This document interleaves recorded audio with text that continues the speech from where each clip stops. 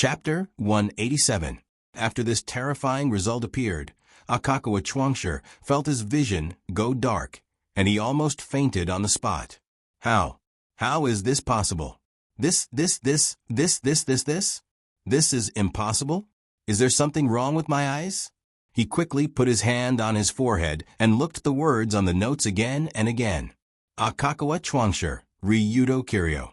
These two names did not have a single word that was the same. It was impossible to misread them, and it was even more impossible to miswrite them. Wait, this is not right. This is impossible. This is... Just as President Arakawa was shocked silly by this unexpected scene, Subaru abruptly slammed the table and looked at the other three people, as if he had seen a ghost. However, when Shaosaburo looked at Ryudo, Tessa, and Kaiyang, he realized that these three people did not seem to be surprised by this unexpected result at all. Instead, they looked calm. Something's wrong. We've been tricked. These three people must have discussed this beforehand. Shaosaburo was an old fox who had been in the underworld for more than 10 years. When he saw the expressions of these three people, he already knew what was going on. There were a total of 5 votes. Shaosaburo and Akakawa Chuangshi naturally voted for the latter. Therefore, only when Ryudo, Tessa, and Kaiyang voted for Ryudo would there be such an unbelievable result. However, from the attitude of the two leaders of the Black Snake Alliance and Big Dipper Alliance towards Ryudo, it was impossible for them to vote for Ryudo. Instead, they had been leaning towards President Akakawa's side. However, the truth was better than guessing. From the final voting results, Tessa and Kaiyang's actions of leaning towards President Akakawa's side were 100% just a performance to fool people. And most importantly, it was actually Kaiyang who proposed the secret vote, and Tessa who proposed the written agreement in advance. These two actions seemed to be helping President Akakawa to stabilize the situation, but in fact, they were digging a hole for the other two to jump into. Voting to resolve this, right? We have 3 people on our side, and you have 2 people on your side. Are you going to vote? Let's see which side has more people in the end. After throwing, you realize that you had been tricked, right? It doesn't matter. The deed of formation of the Rinxia Alliance has your signatures and fingerprints. Do you want to deny it? Would he still want to work in this industry in the future? In this way, Ryudo played the bad guy, while Tessa and Kaiyang played the good guy. It could be said that Shoujo Arakawa and Shoujo Saburo were completely played in the palm of their hands. This wasn't just a case of losing the wife and losing the soldier, but losing the entire family's life. You 3. What a scheme, what a scheme. After noticing this, Subaru couldn't help but point at the 3 extreme Dao leaders who were sitting at the table with a happy and content expression. He simply wished he could grab them and hang them on the spot. What is he talking about? Why don't I understand? Tessa shrugged with a smile, looking innocent. I don't know. Weren't you very keen on voting before? Now that the results were out, what should he do? Can't afford to lose? Kaiyang was even more direct. He clasped his hands together and looked at Subaru with a sharp gaze, as if he dared to say no, he would open a hole in his head. This. You, Ryudo Kiryu, is this your plan? While Subarang was speechless from these two's retorts, President Huang Chuan, who was almost paralyzed in his chair, slowly raised his head, looking towards that extreme Dao young master, whose expression had unknowingly become extremely calm. From the moment Ryudo Kiryu entered this room, he gave off a feeling of brainless and unhappy. He was arrogant and crazy, and his expression was very exaggerated. One look, and one could tell that he was a stinky brat without any foundation. But after everything was settled, Ryudo returned to his usual calm expression, making people feel that this guy was even a bit unfathomable. If you don't want people to know, don't do it in the first place. This old saying is very reasonable, right, President Arakawa? At this point, the corners of Long Do's mouth curled up, revealing an expression of the plan has worked. Indeed, if you don't want people to know, don't do it in the first place. In this information age, a lot of things couldn't be hidden just because you wanted to. especially when Ryudo Kiryu had a group of very powerful companions. 1.5 hours ago, Ryudo received a letter from the White Tiger Society. There's definitely something wrong with that guy called Arakawa Soyu. There's probably some conspiracy behind this invitation. After explaining the situation to Colored Glaze said firmly on the phone. Ryudo heard this and asked with some confusion, "Why do you say that? I've seen the president of the White Tiger Society at an event before. He's a piece of trash that talks about benevolence and righteousness. But in fact, he's a piece of trash with a belly full of evil tricks. What kind of hero is he?" When mentioning Arakawa Soyu, Colored Glaze mercilessly scolded him as if she didn't care about that person at all. In fact, that was indeed the case. As the young lady of the Kamiyoshi family, Colored Glaze had seen all kinds of scum since she was young.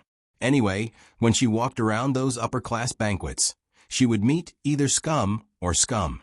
Therefore, Colored Glaze was very good at identifying scum, and she was also very clear about the relationship between Jidaichi and politicians. Before meeting Ryudo, Colored Glaze had always thought that all Jidaichi were dogs raised by politicians. They were scum dogs that did some dirty work for the scum that appeared to be working for the people on the surface. The White Tiger Society was obviously this type of scum. Therefore, Arakawa Soyu considered himself as a hero in Jidaichi. This kind of stupid words was more than enough to fool people who didn't know the business, but it was impossible to fool Colored Glaze. After that, Ryudo immediately called Sensible and asked Sensible to help check the accounts of Arakawa Soyu and the White Tiger Society. He wanted to see their financial situation. From the information that Sensible found, the White Tiger Society's financial situation was quite good. It was so good that it was very surprising. After all, this organization was the same as the Rulon Group. They were not involved in profiteering industries such as anesthetics, firearms, nightclubs, etc. However, the White Tiger Society was much richer than the Rulon Group. In this era, it was very difficult for a Jidaichi who didn't do these dirty jobs to survive. Just look at how poor the Rulon Group was before Ryudo came. Between money and face, one could only choose one. Of course, there was no reason to accept both. However, the White Tiger Society was able to accept both. In particular, their president, Arakawa Soyu, had a very vague financial source. Even Sensible found it very difficult to find out. The accounts that send money to Arakawa Soyu are very complicated. I asked Gao Yuan to probe through his channels. In the end, it pointed to a few non-profit organizations. Non-profit organizations? What's that? It's a type of organization that doesn't belong to any government or established by any country. It's usually defined as a non-profit public welfare organization, such as environmental protection, human rights, and environmental protection. It sounds very high and mighty. It's just a saying. Most of these organizations talk about activism, but in their hearts, they only think about business. Their purpose is either to make money or to mess with people. They have a lot of money behind them. You'd be stupid to believe them. Money behind them. In other words, the person who sent money to that old man is the one behind him? Yes, and this money behind him is also supporting another Jidaichi organization called Psychedelic Saburo. Psychedelic Saburo? Wasn't that the trashy Jidaichi that sold anesthetics and banned drugs? After hearing this news, Ryudo had a new understanding of Arakawa Soyu. This old man used the name of chivalry to fool people in Tokyo, but he actually had a big money backer behind him.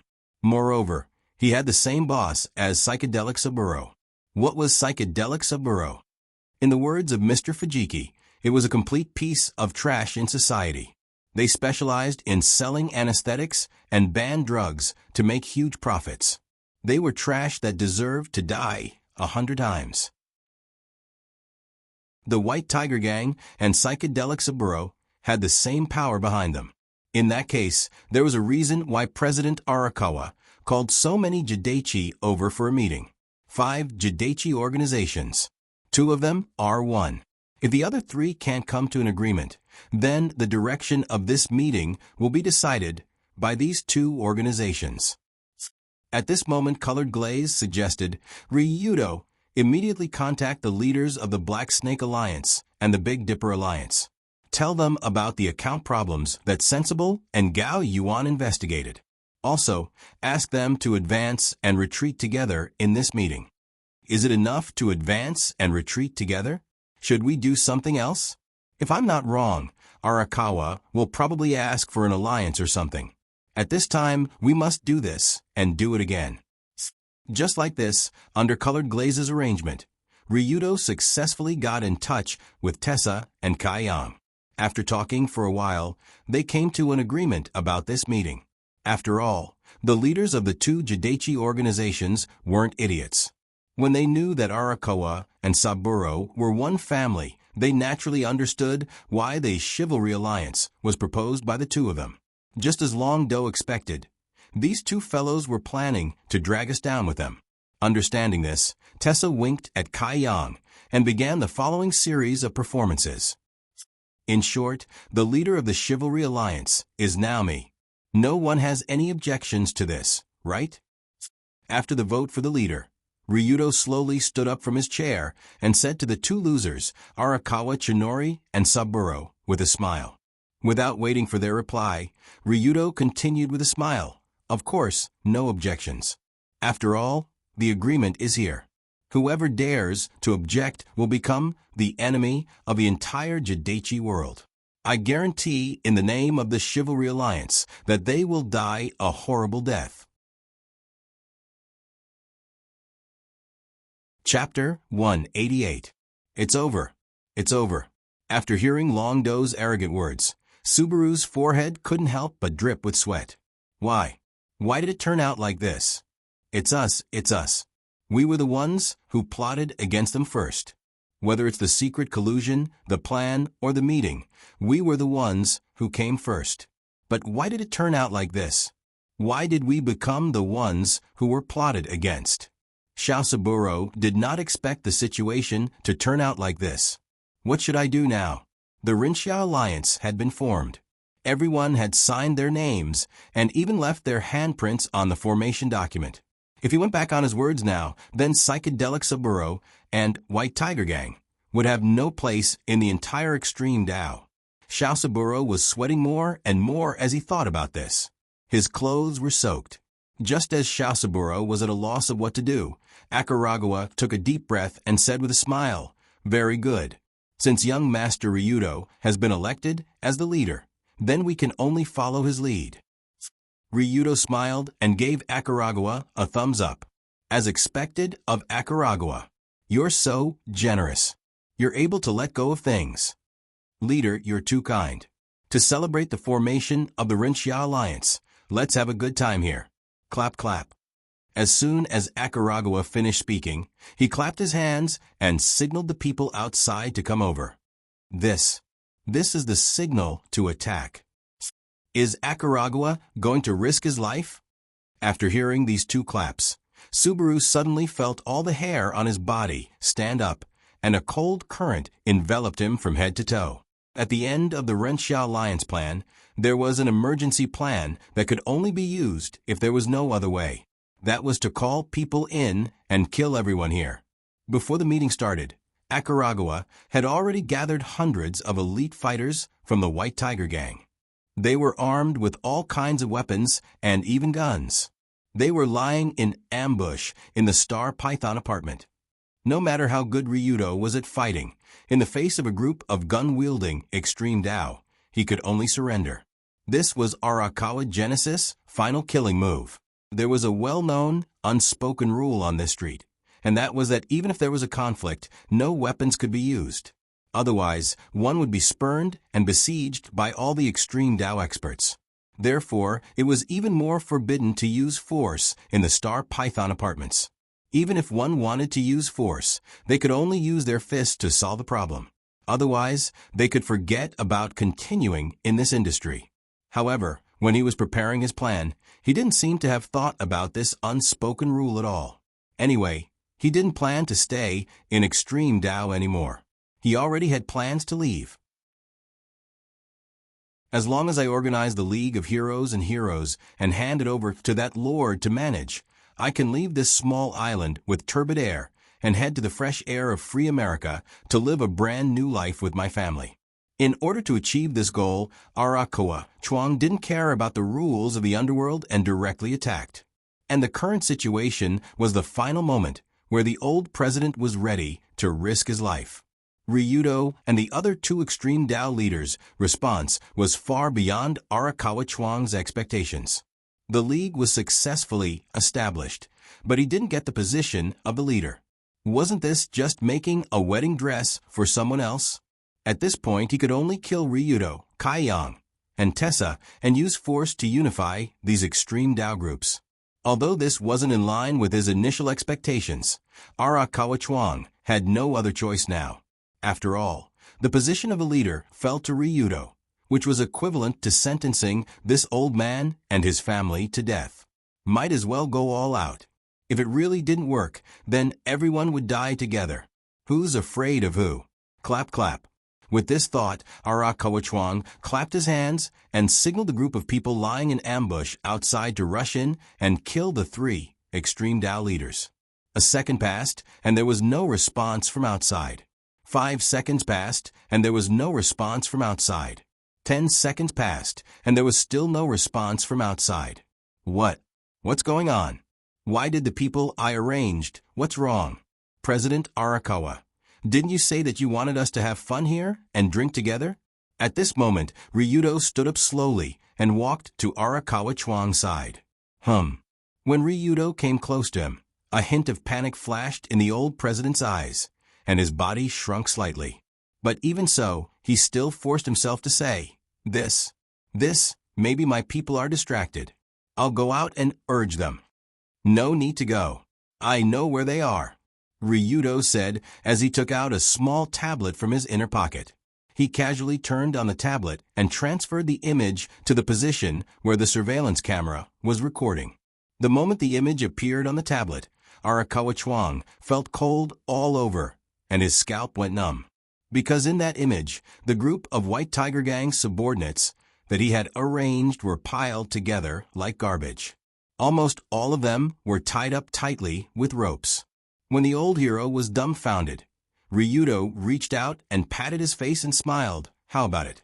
President Arakawa, why don't you show me what you have? Let's see if you have more trump cards, or I have more trump cards. You. Who exactly are you? My people have already controlled all the surveillance cameras in the Star Python apartment.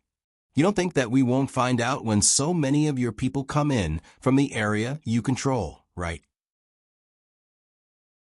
There were thousands of surveillance cameras inside the Star Python apartment, and these cameras were also managed by the 5 extreme Dao regions. That was, each extreme Dao region would monitor an area.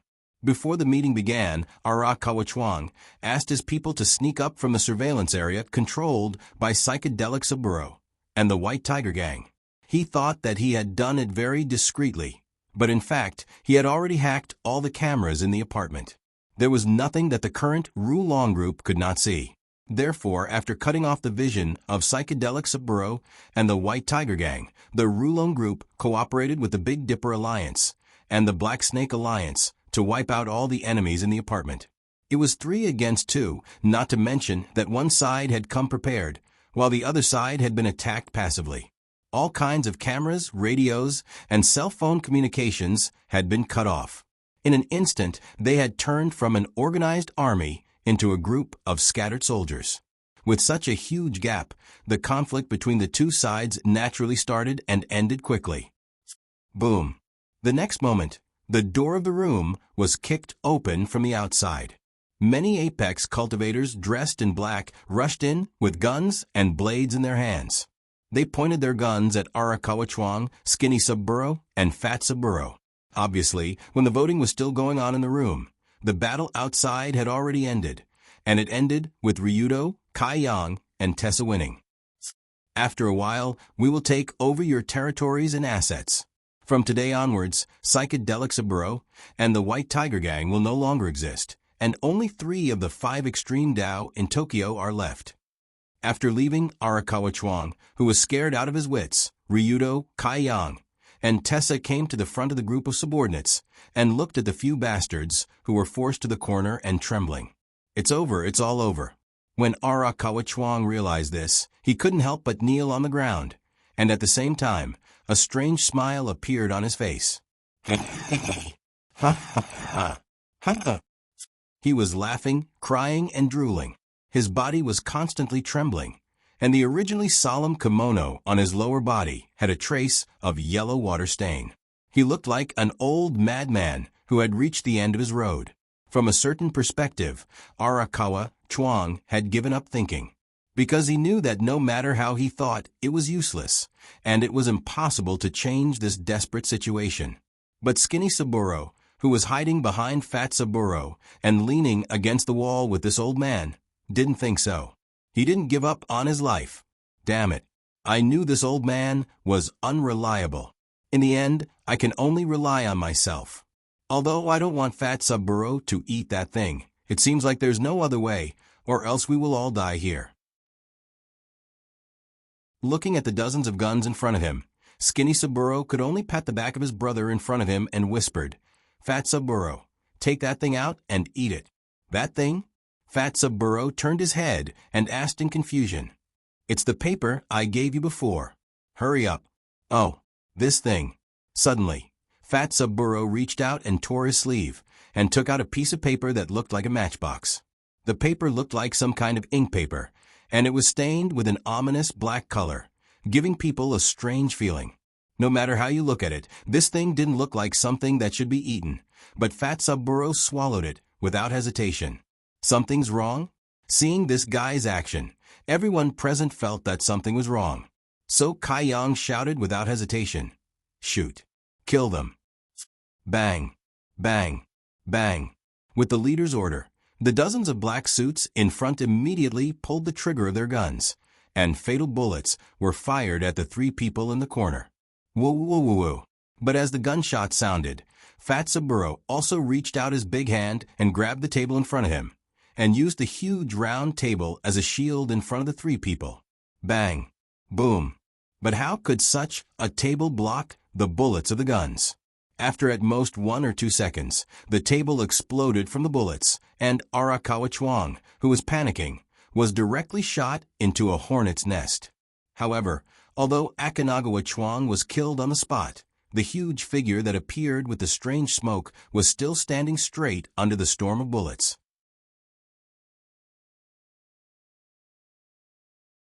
Chapter 189. Smoke? Why is there smoke? Moreover, this strange smoke seemed to be coming from that big guy's body. Just when the round table was smashed, and the body of Arakawa Chuang fell to the ground, everyone looked at the burly figure standing in the same place. One of the two leaders of Psychedelic Saburo, Fatty Saburo, originally had a physique that was far stronger than ordinary people. He was born with divine strength, and with the help of a large number of forbidden drugs, he looked even more tall and strong. His body was incomparably burly, like a mighty and domineering king statue. However, when the dozens of bullets smashed the round table and bombarded the huge body, a strange scene appeared. Huff, huff, huff, huff. At this time, Fatty Saburo's hands were in front of his body, using his thick arms to cover the weakness of his face, and his lower body was standing very steadily, slowly exhaling. The dozens of bullets that were fired at him just now almost all hit his body, and no less than 20 bullets were hit. Even if most of these bullets only hit the arms, body, and legs, it was already a state that ordinary people could not withstand. However, after being hit by so many bullets, Fatty Subaru's body emitted a dense fog. It was as if a strange heat was rising from every pore of his body, causing the fatty's skin to turn red. Thump, thump, thump. At the same time, his heart also issued a terrifying beating sound like a drum. The sound could be heard clearly even from more than 10 meters away, and it was not like the heartbeat of a normal human. Ding, ding, ling, ling, ling. Just when everyone was dumbfounded looking at the huge body that suddenly changed, a strange crisp sound came from the ground. It was bullets dozens of bullets that just hit Fatty Saburo's body. These bullets that hit his body that suddenly became several times stronger did not go too deep, but only stopped outside the skin and muscles, and were immediately pushed out by the continuously expanding muscles. Unknowingly, many parts of the man's body quietly underwent a terrifying change. His height had increased from 1.8 meters to about 2 meters. His arms, neck, legs, and even his torso had obviously become thicker. His muscles had also begun to bulge out of his clothes. He did not look like a body of flesh and blood at all. Instead, he looked more like bricks. What monster? What's wrong with this person? Seeing the sudden changes on Fatty Saburo's body, everyone in the room was stunned. Even the experienced Kai Yang and Tessa could not help but widen their eyes, with a look of disbelief. Indeed, what's wrong with this person? Or to ask a more direct question, is this guy really a human? To be able to withstand a handgun bullet, completely unnatural heartbeat, breathing, and the steam from the pores. All of this made Subaru look like a monster, like the Hulk on TV. Moreover, it was accompanied by a strong sense of unreality, as if a monster on TV had come to the real world. As for this series of sudden changes, Long Do was definitely the one who understood what had happened the most out of everyone present. Before Pang Saburo ate the black paper, his personal attributes in the hooligan analyzer were as follows. Name, Inada Saburo. Age, 32 years old. Attribute, Wisdom LVL1, Physique LVL4, Courage LVL3, Insight LVL2, Charm LVL1. After eating that black paper, and after his entire body underwent a complete transformation, his personal attributes became like this. Name, Inada Saburo. Age, 32 years old. Attribute, Wisdom LVL1, Physique LVL5, Courage LVL5, Insight LVL1, Charm LVL1. How should he describe it? This guy had literally become a monster. Not only did this guy's physical ability increase from LVL4 to LVL5, reaching the highest level of superhuman realm. Furthermore, Fatty Saburo's courage directly jumped 2 times, from LVL3 to LVL5. What is the concept of LVL5 courage? This is the true meaning, not fearing the heavens or the earth. Even if the heavenly emperor came, I would still dare to ride on top of his head and shit. Judging from Fatty Saburo's situation, it is impossible for him to have such terrifying courage, unless he is in a state of extreme excitement, which is also the state of forbidden drug enhancement. Therefore, the root of all these changes is undoubtedly the black paper that this guy just ate. His current rapid breathing, rapid heartbeat, abnormal muscle strength, and other conditions are obviously caused by some kind of forbidden drug or super forbidden drug. Forbidden drug. In fact, this term is not just a simple drug, but a general term for all forbidden drugs that can cause abnormalities in the human body. At first, the place where humans used forbidden drugs is mostly on the battlefield, where flesh and blood splatters everywhere. Soldiers will take a series of synthetic drugs that have a significant central nervous system stimulating effect to reduce their fear of the battlefield. And with the continuous advancement of science, the place where forbidden drugs are used has become a sports field. But this does not prevent some people from secretly researching some drugs that can make people become superhuman in a short time. Clearly, the forbidden drug that Subaru was using right now wasn't something as simple as strengthening his muscles. Instead, it was an even more tyrannical Superman drug. This drug had directly increased his physique from international warrior to extreme Superman. After consuming this drug, it will bring about an extraordinary monster state. Of course, such an overbearing forbidden drug, the after effects of consuming it are also quite serious. But now Fatty Saburo is too lazy to care so much. Very good, Hell Butterfly has already shown its effect. After seeing the huge change in Fatty Saburo's body, Skinny Saburo, who was hiding behind him, nodded, laughed, and said, "Fatty, let's go first." "Ugh, let's go." After hearing his boss's words, Fatty Saburo, who was gasping for breath, obviously somewhat delirious, suddenly widened his bloodshot eyes and swung his thick right arm towards the wall beside him. Boom! Following a loud bang, the concrete wall, which was at least 30 centimeters thick, was smashed into smithereens by the terrifying monster's fist. Dust and gravel powder filled the room. After punching a hole in the wall, Fatty Saburo reached out and grabbed his boss and jumped out of the hole in the wall. Jumping out of the room. The direction of the wall is the direction of the window. There is nothing outside, only the vertical courtyard of Star Python apartment, which is hundreds of meters high. Although Ryudo and the rest are currently staying in room 408, this room 408 is actually a code word for Star Python apartment. The actual location is not on the 4th floor, but on the 18th floor. With such a high vertical distance, like the 18th floor, if a normal creature falls, it will definitely be smashed to pieces. But right after Fatty Subaru jumped out with his big brother, his gorilla-like thick arms directly grabbed onto the outer wall of the apartment building. Creak. The 5 fingers that can almost crush steel penetrated the outer wall of the apartment, as if the wall is soft like bubbles under this guy's hand. Relying on the cushioning force of the wall with one hand, Fatty Saburo brought Skinny Saburo all the way down from the 18th floor like a monster in a movie, leaving behind 5 deep claw marks on the outer wall of the apartment. No way? Is this guy really a human? Suddenly, Tessa, who came to the window and watched the 2 guys slide down, swallowed her saliva. At the same time, she couldn't help but reach out and pinch her slender and smooth thighs, wondering if she is dreaming. How is it possible? In the real world, how can someone directly jump down from the 18th floor and rely on one hand to hold the wall to cushion the impact until landing? It is just like shooting a Hulk movie without much Hulk. Just when everyone didn't know what to do, Long Do silently came to the hole that was blasted by Pang San Lang. Kai Yang, send someone to follow me, and those 2 guys absolutely can't let them escape. Send someone. Wait, didn't you? After hearing Ryudo's words, Kai Yang couldn't help but look at him and wanted to say, aren't you here? Why did you send someone to follow you and those 2 guys? But halfway through Kai Yang's words, Ryudo's figure didn't hesitate to jump out of the hole. From the 18th floor in the air, he chased down.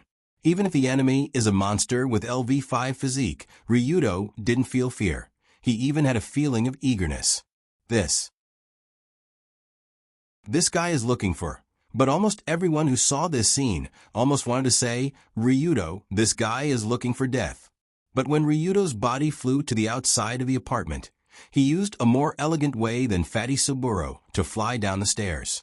His slender body nimbly landed in the air. 1 foot stepped on the air conditioner on the 17th floor. Bang! The air conditioner that was stepped on made a muffled sound, but it didn't fall down because of this step. Whoosh! Then Ryudo once again jumped to the side, landed on the air conditioner on the 16th floor, and repeated this action. In the eyes of the people upstairs, this young master of the Rulon group was like a Spider-Man in a cartoon, nimbly moving around the air conditioner on the outside wall of the apartment, constantly quickly chasing down the Saburo brothers. An 18-story high-rise building. As long as one misstep, the entire vertical space could fall to their death. In such a dangerous area, relying on the air conditioner to continuously jump down, Ryudo's entire movement seemed so relaxed, as if he was walking on flat ground, as if he wasn't performing an amazing acrobatic performance, but strolling in his own corridor. Bang! Just as Long Do was about to land on the ground, Fatty San Lang, who was not far away, also fell to the ground with a bang.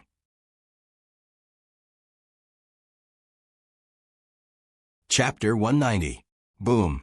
Accompanied by a loud noise, the Star Python apartment, at night, seemed to tremble. When Pang Subaru's huge body that was at least 300 kilograms smashed onto the ground, it actually directly smashed a crack that was at least 10 meters long on the concrete floor. It could be seen how strong the impact was. But even so, Pang Subaru's unnaturally muscular legs seemed to be completely fine. There was neither fracture nor pain. Or it could be said that he already couldn't feel pain. After landing, looking at Ryudo, who was chasing behind like a ghost, Pang Subaru, who was grabbed by Pang Subaru, quickly shouted, "Go! Go, quickly! Run as fast as you can!" Oh, okay. Although Pang Subaru was currently in a berserk state, he could still barely understand his big brother's words. Therefore, his huge body immediately took a step forward, like a wild rhinoceros. He rushed out of the star python apartment. Pang Subaru rushed out of a wall in front of him, but he didn't care about it. Boom! Following a burst of explosive sound, Pang Subaru's shoulder hit the inside of the wall, completely smashing the thick wall into pieces. Moreover, his figure also quickly rushed out to the street outside. This guy's speed is so fast, this kind of physical ability is simply not something that a normal creature can have. If he rushed into the crowd, it would be troublesome. Although there weren't many people on the street outside the apartment, but at this time, there were still some people scattered around. Ah! What is that thing? Seeing the huge body break through the wall and rush into the street, the surrounding pedestrians suddenly let out a cry of surprise. At the same time, not far away, the two patrolling policemen also saw this guy's rampage and quickly rushed over. What is this? Did the gorilla run out of the zoo? Seeing Pang Subaru rushing in this direction, the young patrolling policeman immediately shouted, "Stop! Who are you? Quickly stop!" But the old patrolling policeman at the side quickly took out his gun and shouted, "Quickly take out your gun, or else both of us will be finished. That guy's mental state is abnormal." The old patrol officer, who had been on this street for a long time, could tell at a glance that Pang Sabin was in a manic state where it was impossible for him to listen. He was like a crazy person who had taken too much drugs. In addition, this guy had a physique that was comparable to a gorilla's. If he continued to run around on the streets like this, the damage he could cause would be unimaginable. Fire. So when Fatty Subaru rushed to the distance of only 10 meters away from the two patrol officers, the old patrol officer shouted while pulling the trigger in his hand. Bang! What the hell? The two pistols opened fire at the same time, and the street was flooded with deafening explosions and sparks. But even so, the behemoth that was hit by the bullet didn't stop charging. Instead, it continued to charge towards the two men like an enraged beast. Clearly, with the support of LV-5 physique, ordinary handgun bullets had no effect on the current Pang Sanlang. Unless they hit his eyes or other vital points, they would just tickle his steel body. Mamma mia! Just when the two patrol officers thought they were going to be crushed into meat paste, a slender figure rushed out from the side like lightning. Ancient Bajiquin, Iron Mountain Lean. In the next second, Ryudo stepped on the ground. Using the tremor kick, he twisted his body and slammed his shoulder into the left side of Pang Sabin's abdomen. Bang! When the two collided fiercely, a strong explosion sounded. The feeling wasn't like two living bodies colliding. Instead, it was like two trucks colliding at full speed. After the collision, the two unlucky patrolmen were also sent flying by the strong impact of the collision and fainted on the ground 4 or 5 meters away. This collision was earth-shattering. Ryudo's Iron Mountain Lean was strong enough to send a dozen people flying. But when he collided with Pang Sabin's body, he felt as if he collided with an iron wall. At that moment, Ryudo felt a pain in his shoulder. The strong impact forced him back a dozen meters before he could stabilize his body and land on the ground. Of course, no matter how strong Pang Sabin's body was after being hit by Ryudo, he still fell to the other side. He was like a soccer ball that was kicked away. He rolled on the ground until he reached the lawn of the park a dozen meters away. Apart from Pang Sanlang, who had been caught in his hand, was also sent flying. After Ryudo's Iron Mountain Lean landed, the skinny guy felt as if he was hit by a truck. He fell to the ground in a daze. He saw stars, and his head was bleeding. What the hell is going on? Before Pang Sabin could react, a hand like an iron clamp had already grabbed his throat and lifted his body from the ground. It was Ryudo. After all, Ryudo was the one who initiated the attack. The impact he received was not as strong as the other two brothers. So he quickly rushed over and grabbed the culprit's neck. He turned around and ran toward a remote factory outside the park. Let go of my big brother. After seeing the scene of his elder brother being taken away, Fatty Subaru also hurriedly got up from the ground. His eyes were red like an enraged bull as he chased after Long Joe. Just like this, the two sides went from one running and one chasing to one chasing and one running. That place should not be a problem.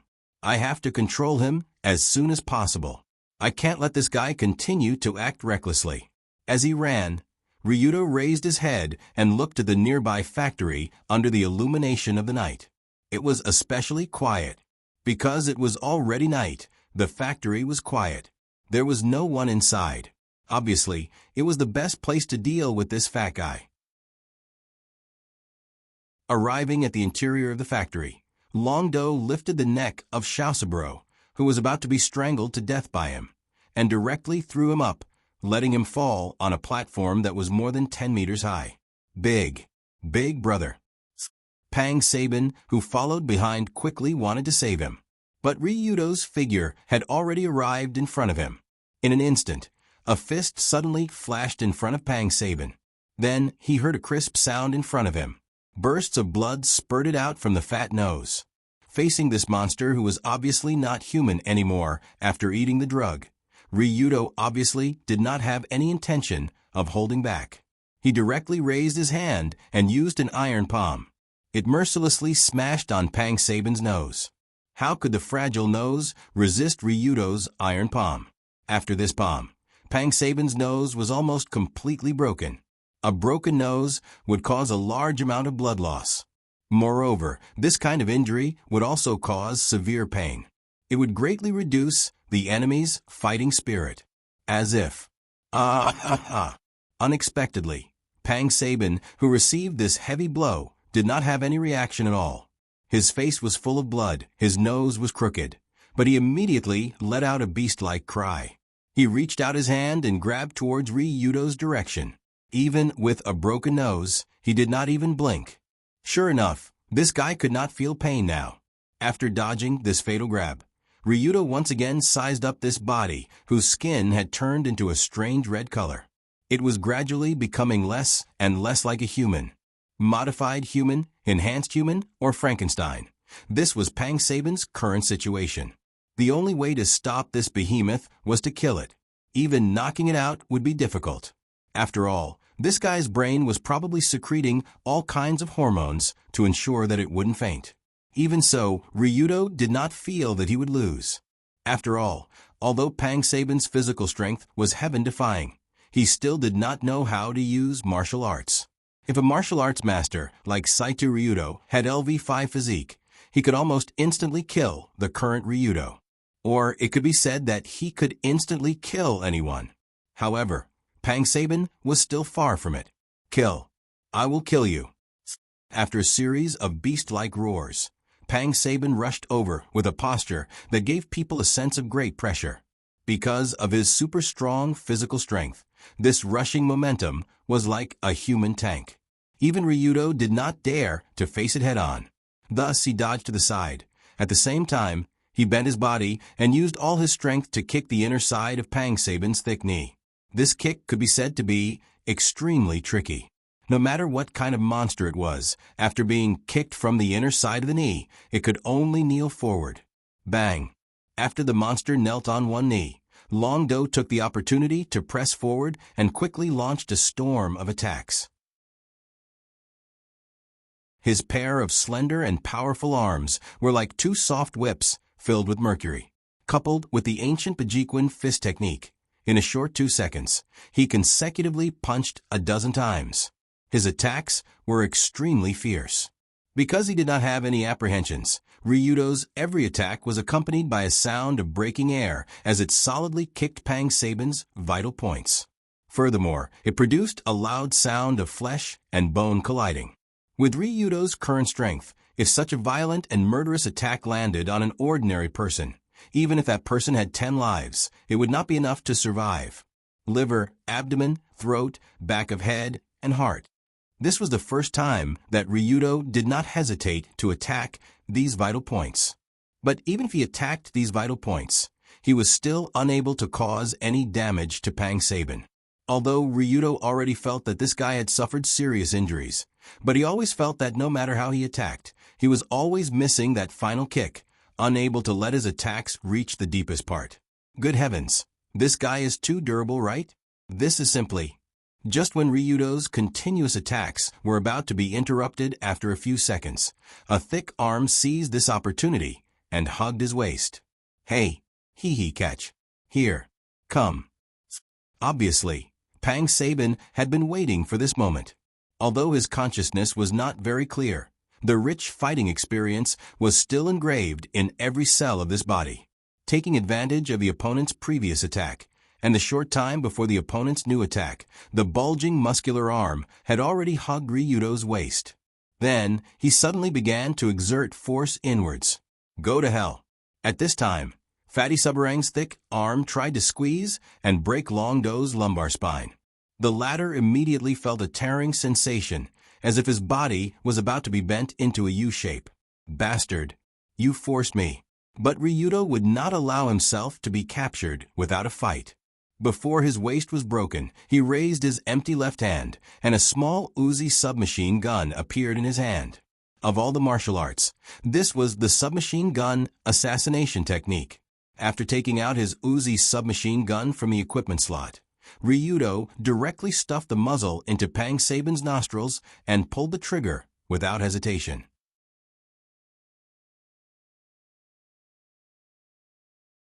Chapter 191. Tut tut tut. Tut tut tut tut tut. The 9mm bullet directly exploded in Subaru's nostrils. The explosive force spread upward along the nasal bone, the frontal process of the maxilla, the frontal nasal process, and other parts of the body, all the way to the frontal bone and even the brain. No matter how hard Subaru's body was now covered with steel-like muscles, the internal bones and organs would not change. Bang! As the bullet exploded in his head, the huge body finally fell backward. At the same time, the arm that was holding Long Do also lost the huge force that should have been attached to it. Hey, he. While falling, the man's face still had a strange smile, coupled with his face full of blood and bones. The scene was particularly horrifying. But no matter how horrifying it was, Subaru was still a human. The bullet directly went through the nose and into the brain. This kind of injury was not something a Frankenstein could withstand. It was a real fatal injury. Therefore, after this big guy fell to the ground, his eyes rolled back and his breathing and heartbeat stopped. He had completely seen a ghost. Finally, it's finally over. Just when Subaru's terrifying body fell to the ground and didn't get up again, Ryudo couldn't help but breathe a sigh of relief. He relaxed his mind and sat down. It had to be said that the battle just now could be said to be the most difficult battle Ryudo had experienced so far. Although the battle with Saito was actually more dangerous, it didn't mean that it was difficult. After all, the battle ended quickly and didn't bring too much torture. But the battle with Subaru was completely different.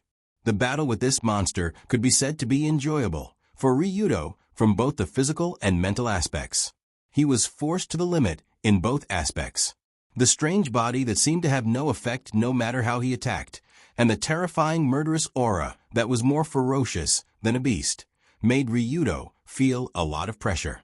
Strictly speaking, the current Subaru was simply not a human, but a monster that couldn't be defeated and wasn't afraid of death.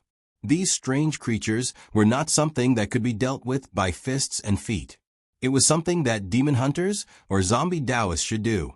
If Long Do hadn't used the unethical submachine gun assassination technique to shoot out his nostrils, he might have been the one lying on the ground right now. It hurts, my waist almost broke.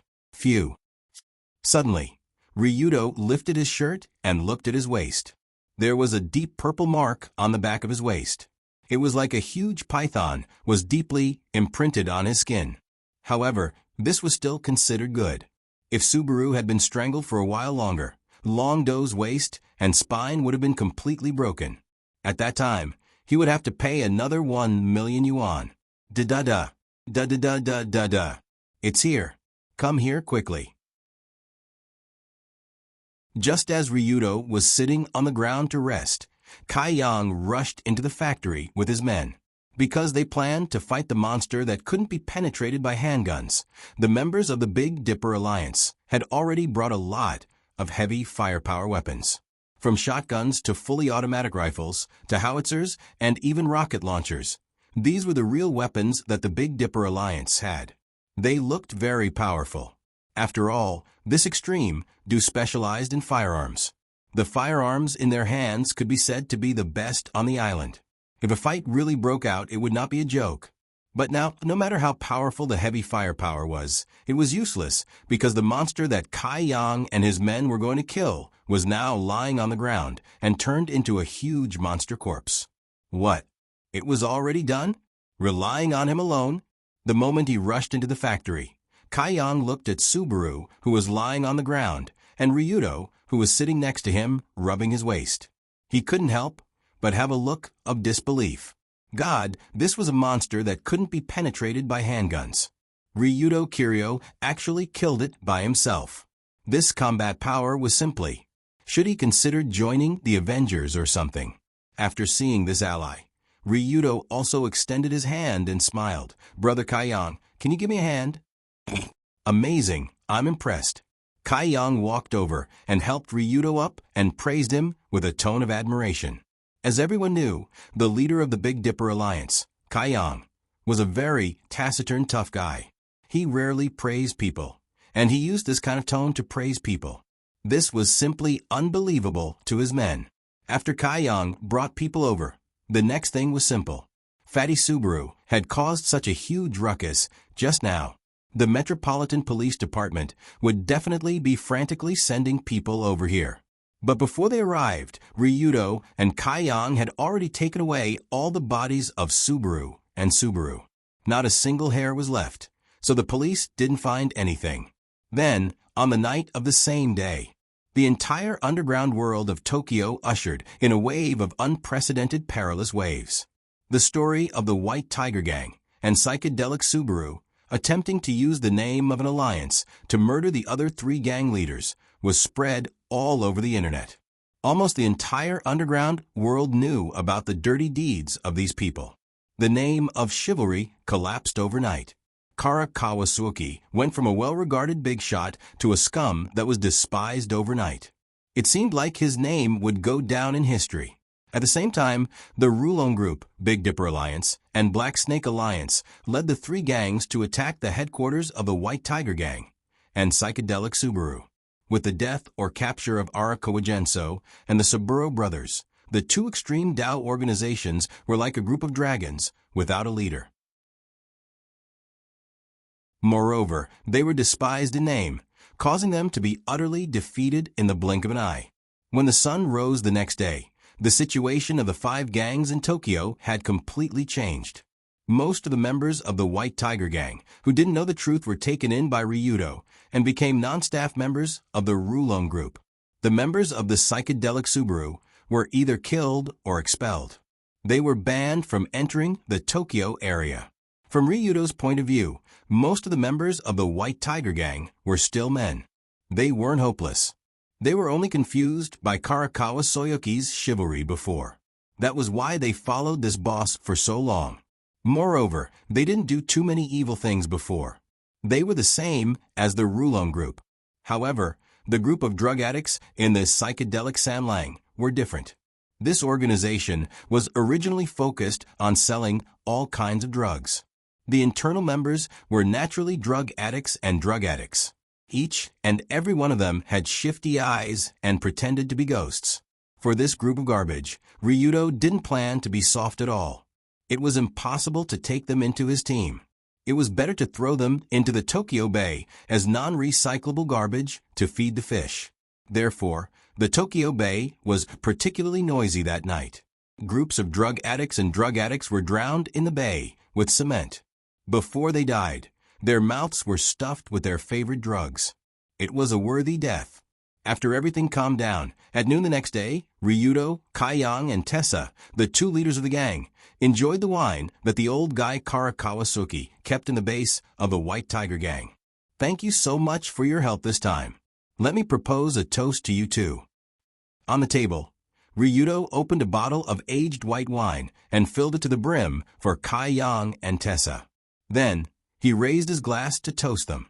It had to be said that the reason why this operation was so smooth was not only because Ryudo and the Rulon group were strong enough, but also because of the cooperation of the Big Dipper Alliance and the Black Snake Alliance.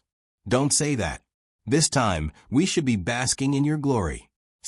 After raising her glass, Tessa covered her mouth and smiled. Her face was flushed, and she looked refreshed. After a night of property confiscation, the two large gang organizations, the White Tiger Gang and the Psychedelic Subaru, were completely disintegrated and annexed. Naturally, the three gangs that took action reaped a lot of benefits.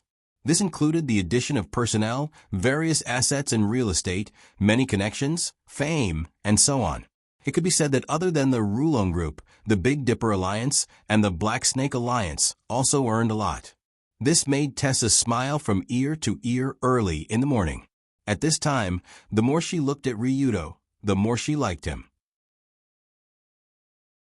Indeed, if we let that fake hero's plan go smoothly, let alone taking advantage, I'm afraid we won't even be able to keep our own belongings. Speaking of this, Kai Yang couldn't help but sigh. In fact, before yesterday, Kai Yang still thought that Kawasuki was a well-deserved hero, but he didn't expect him to be a complete hypocrite, a piece of trash in the human world. If it wasn't for Ryudo seeing through his scheme and reaching an agreement with the other two gangs in time, the Big Dipper Alliance would really have ended in the end. Then this Rinxia Alliance would really become a game where Shozo Arakawa and the Saburo brothers worked together to harvest the leeks. The Dragon Group, Big Dipper Alliance, and Black Snake Alliance would definitely lose everything. Just like this, because everyone reaped a lot of benefits, the meal could be said to be enjoyable. Ryudo, Kai Yang, and Tessa drank one cup after another, and the topics of conversation became more and more open. Especially when he found out that Ryudo, a Japanese devil, could actually speak his native language.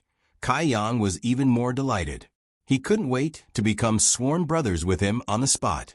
At the table, Ryudo also told the two allies the identity of the boss behind the White Tiger Gang and the Psychedelic Subaru. After a full day of investigation, Sensible and Gao Yuan finally found out who the boss behind Kawasuki and the Subaru brothers were. Although the identity of the boss was hidden very well, as long as he moved in broad daylight, he would be exposed sooner or later. And the identity that was finally investigated shocked Ryudo and the others, because the boss behind the two gangs was actually the wife of the current Wuda Emperor, the current Empress, Kohishina.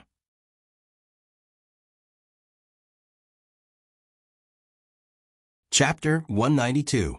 After investigating the identity of the boss behind the scenes, Ryudo was first surprised, but then he suddenly felt that this was not something difficult to understand. After all, Rue Hui had made it very clear before that the current Empress was not as simple as she looked on the surface.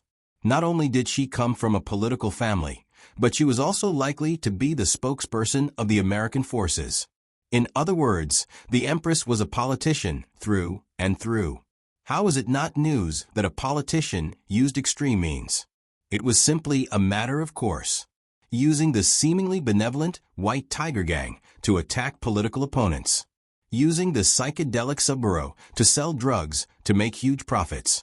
There was no doubt that Empress Wuda's ambition was much greater than it looked on the surface, and her heart was much darker than it looked on the surface. However, when they found out that everything behind the scenes was actually caused by the Empress of this country, Kai Yang and Tessa's expressions suddenly changed, and then they began to curse in a strange manner. Tessa sneered, gritted her teeth, and said angrily, "This country is really hopeless. The dignified Empress is actually doing such despicable things." Kai Yang also cursed. The Empress of a country should be the mother of the world. Who knew that she was actually such a black-hearted thing? It's really laughable. Kai Yang and Tessa were both foreigners, or rather, they were a group of people who were ostracized by their own people in this country. This group of people was already very dissatisfied with this garbage country, and when they heard that the one who harmed them was actually the Empress of a country, their attitude was even more furious. The Japanese themselves were very xenophobic, or rather, they were very xenophobic towards the yellow-skinned Asians. If the white-skinned masters came, they would kneel down and lick them from head to toe. But if the Asians of other countries came, Then they would show their true colors. The Big Dipper Alliance was famous for its firearms, and most of its members were like Kai Yang, originally from a mysterious eastern neighbor. According to Kai Yang, he and his brothers killed a few bullies in their hometown and had no choice but to flee abroad.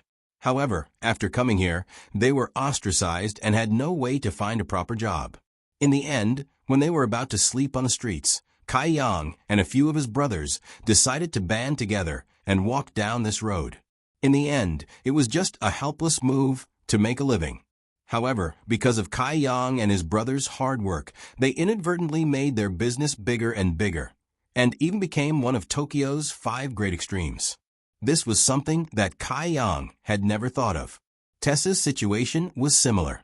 More than a decade ago, she was just a pitiful person who was kidnapped and sold to Tokyo to do some special jobs. She lived in endless pain and torture every day like a dog. Later on, Tessa could no longer stand the oppression of the locals on her and her sisters, so she tried her best to climb up step by step. However, she didn't expect that the path would become darker and darker, and she directly became a leader of the Great Path. Her experience was also very legendary. These 2 Great Path leaders were essentially different from the brothers Shirakawa and Saburo. They didn't do this for the sake of profit.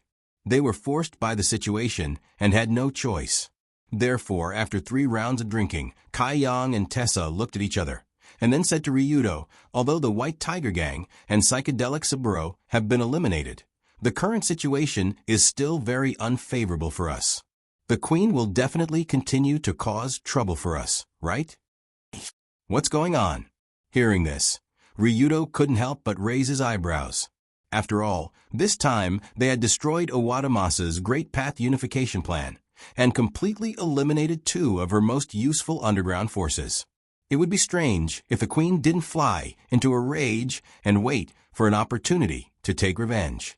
In this case, the Rulon Group, Big Dipper Alliance, and Black Snake Alliance would still have to face threats from all sides in the future, and there was a high chance that they would be the kind that would attack both openly and covertly. At this time, Tessa continued to add, if that's the case, why don't we really form an alliance and turn the 3 into 1? This way, everyone can take care of each other and cooperate with each other. What do you think? Although the Rulon Group, Big Dipper Alliance, and Black Snake Alliance were now members of the Renshia Alliance in name, but with the death of Shirakawa and Saburo, the 5 Great Path Alliances existed in name only. Moreover, Ryudo and the others didn't want to use the alliance that Shirakawa and Saburo had planned to establish, so they had already burned the Renshia Alliance document. In the future, they would never mention the Renshia Alliance, in order to avoid thinking of the disgusting Renshia Alliance.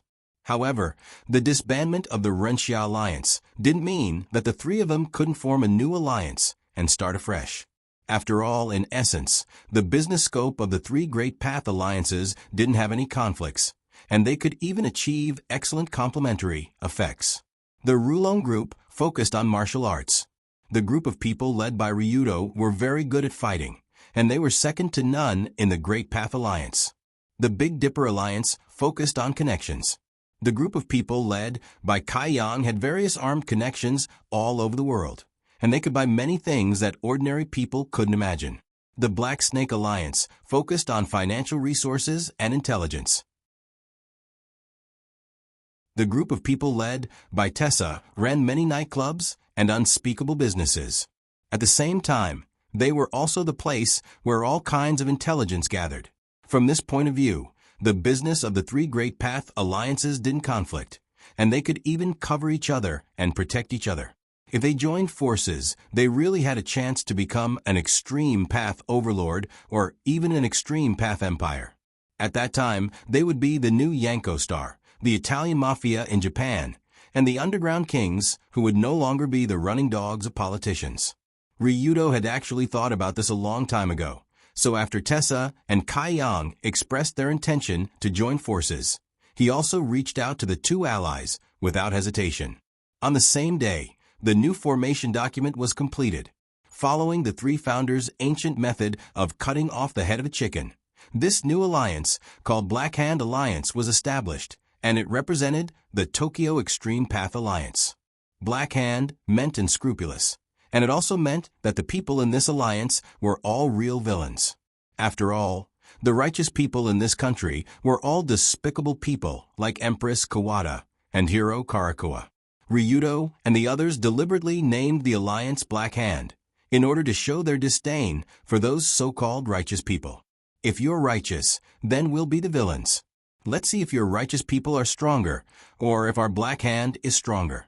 Bring it on. Although the work of establishing the Black Hand Alliance was quite complicated, and it involved the cooperation of the three organizations, Ryudo didn't need to worry about it. The Extreme Path side was handled by advisor Fujiki, the company side was handled by Galyuan, and the legal side was handled by Sensible. Basically, Ryudo once again became idle in the afternoon, and secretly avoided everyone to go to a place that he hadn't been to in a long time. And that place was called Kamishiro Daya. When Ryudo stood at the door of the Kamishiro Daya that he had been to a few months ago, he actually felt like it was a lifetime ago. A few months ago, Ryudo had just crossed over and was brought here by the Kamiyoshi people. Furthermore, he was almost poked to death by that old fellow rabbit ball. It was also in this place that Long Do made a vow to Luli for 2 years. In the end, he polished the statue for quite a long time with his face covered in dust. Only then did he leave like a plumber who had spent a whole night sweating profusely. However, the reason Ryudo came back today wasn't to secretly chat with Colored Glaze, but because he was invited by Rue Hui. Creak. When Ryudo came to the door, the side door quietly opened, and Rabbit Ball's figure slowly walked toward him. He came in front of Ryudo and slightly bowed and lightly said, "Young Master Ryudo, please. Lady Rue Hui has been waiting for you for a long time." Now that he saw Ryudo Kiryu, Rabbit Ball's emotions were somewhat complicated. After all, he felt that things were getting more and more wrong. At first, Ryudo liked Colored Glaze, and even publicly said that he wanted to marry her. This was actually a very serious problem, and it also meant that Ryudo and the Kamiyoshi people should be serious enemies. But after he interacted with Lady Rue Hui, Lady Rue Hui seemed to like this young man and obviously wanted to support him, which made Rabbit Ball very puzzled. What kind of magic does this young man have? Why does Lady Rue Hui value him so much? Rabbit Ball was a Kamiyoshi old man who watched Rue Hui grow up, but even so, he had never seen Lady Rue Hui have such a kind attitude towards anyone. Although this time Rue Hui called Ryudo over not because of personal matters, but to be able to call him home, this was a very rare scene. In this way, Ryudo followed Rabbit Ball around the Kamiyoshi villa, and after circling around, they came to a hidden basement. Walking down the stairs, Ryudo saw Rue Hui's graceful figure, and not far from her, there was something similar to a test bench, and on top of it was the body of Pang Saburo that had been dried up. In the dark basement, there was a beauty who bloomed like a flower, as well as a sinister corpse. This scene could be said to be a stark contrast, adding a dangerous aura to the beauty of the Kamikaze family's leader. Of course, in the basement, in addition to Rue Hui, there were several other staff wearing white coats. Looking carefully, there were many kinds of research equipment placed in the corner of the basement. From the clothes of these staff and the various research investigations being conducted, this should be a temporary small research institute. When Ryudo walked down the stairs, Rue Hui turned to him and smiled. "Ryudo, you are here." At this moment, it seemed that in Ryudo's eyes, she didn't look like the master of Kamiyoshi, nor was she a powerful woman in Tokyo, but a kind and lovely big sister. At least Ryudo thought so.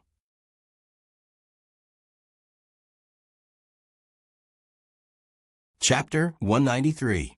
Yo, Ms. Rue Hui, this guy seems to have changed a lot. Ryudo came in front of Rue Hui and greeted her, then turned his head to look at Pang Saburo, who was lying on the experiment table. If Ryudo didn't recognize his appearance, it was really hard to imagine that this guy who looked very dry now was actually the same person as the strong monster who fought with him before. Last night, after killing Pang Sanlang, Long Do asked Rue Hui for help because he didn't have any medical talents. He asked Rue Hui to send someone to study this guy's body. There was no doubt that Pang Saburo's strange state yesterday was absolutely abnormal. The reason that led to the state that could almost be called a Frankenstein was actually just because he took a piece of black paper. That's all. Although Ryudo knew that the organization Psychedelic Saburo was an organization that sold various forbidden drugs as its main source of profit, he didn't expect that they actually had such an outrageous thing in their hands. If this strange drug was widely spread, not to mention the entire Tokyo's extreme dew, perhaps the whole world would fall into chaos. This was a big trouble.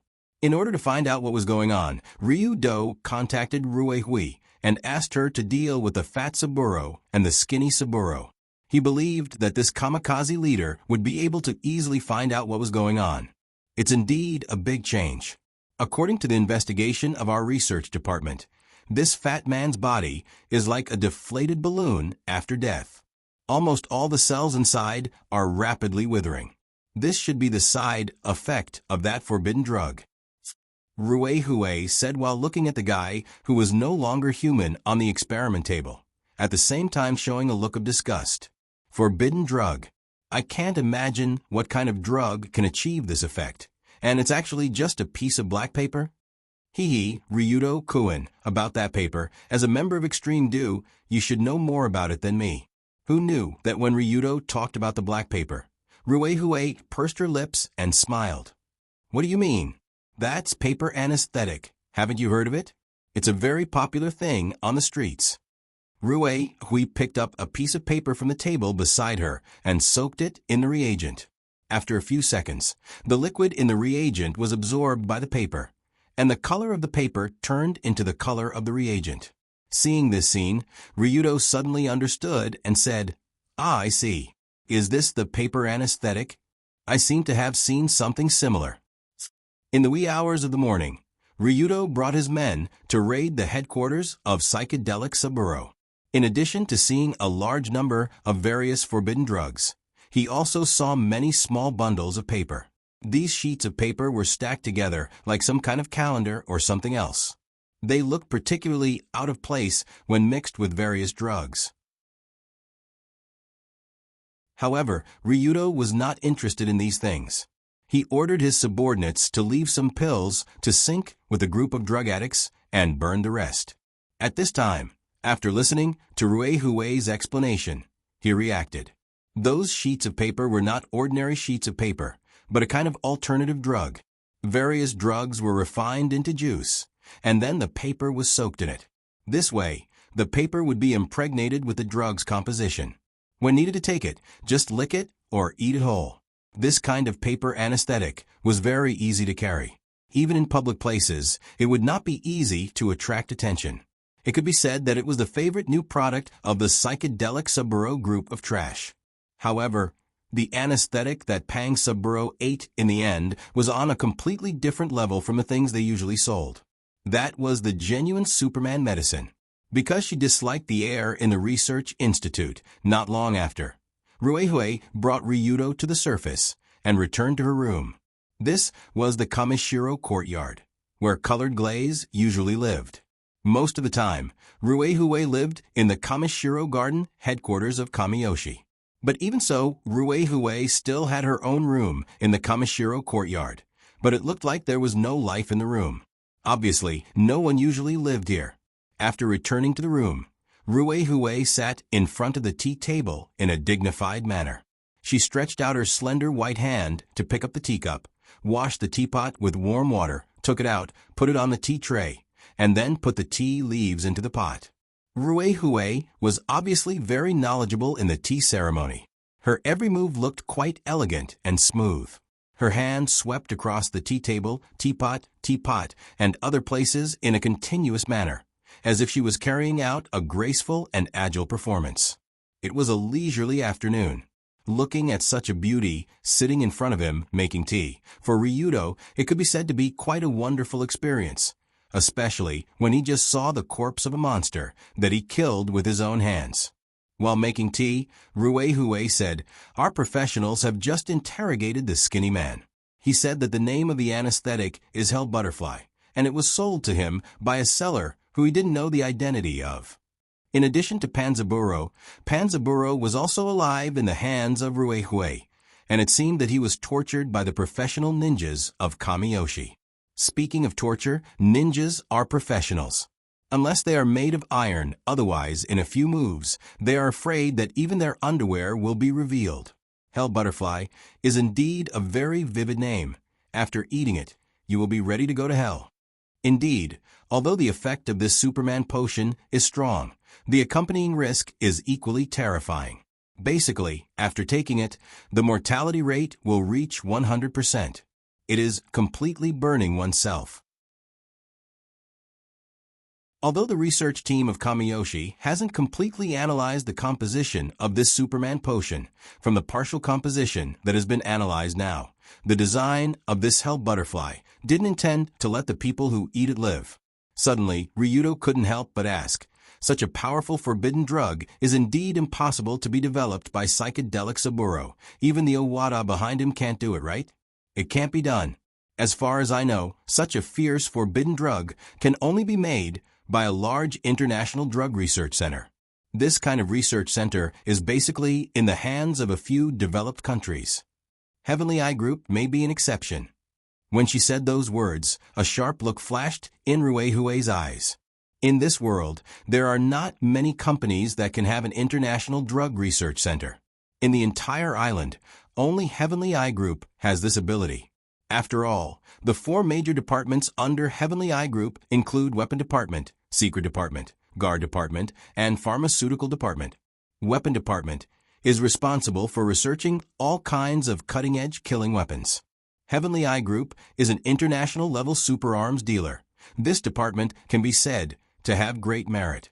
Guard Department and Secret Department are responsible for protecting the safety of the group, collecting intelligence of hostile forces, or simply assassinating. These 2 departments are also easy to understand. As for the last Pharmaceutical Department, it is a low-key department that rarely appears on the table, and it is even rare to hear about them. Up to now, Ruehue only knew that Pharmaceutical Department has several large drug research centers, but she didn't hear that they have researched anything decent. However, judging from the incident with the Hell Butterfly, it wasn't that the Pharmaceutical Department of the Heavenly Eye Group didn't come up with anything, but that the things they came up with were rarely circulated outside. This time, the reason why the Saburo brothers had a Hell Butterfly was most likely because Saburo had accidentally contacted the Pharmaceutical Department through some channels and obtained a trial product from them. It was not a product that was ready to be sold. After all, from Ruehue's point of view, even if such a domineering forbidden drug could be mass-produced, the cost would be extremely high. Selling it for money would be a sure loss. Therefore, IAM's goal shouldn't be to use this drug to make money, but to give it to her direct subordinates to use as a combat amplification tool in some battles. Just imagine Yongji's direct subordinates spreading martial arts under the heavens. Each of them would have a Hell Butterfly, and all of them would turn into invulnerable monsters that would rampage on the battlefield. Just how terrifying would that scene be? It would be like a monster invasion. So that's how it is. I feel that IAM is behind this. Hearing this, Ryudo couldn't help but sigh. Although he didn't hear much about the Heavenly Eye Group recently, it is obvious that this huge group has already started to prepare for the war more than a year later.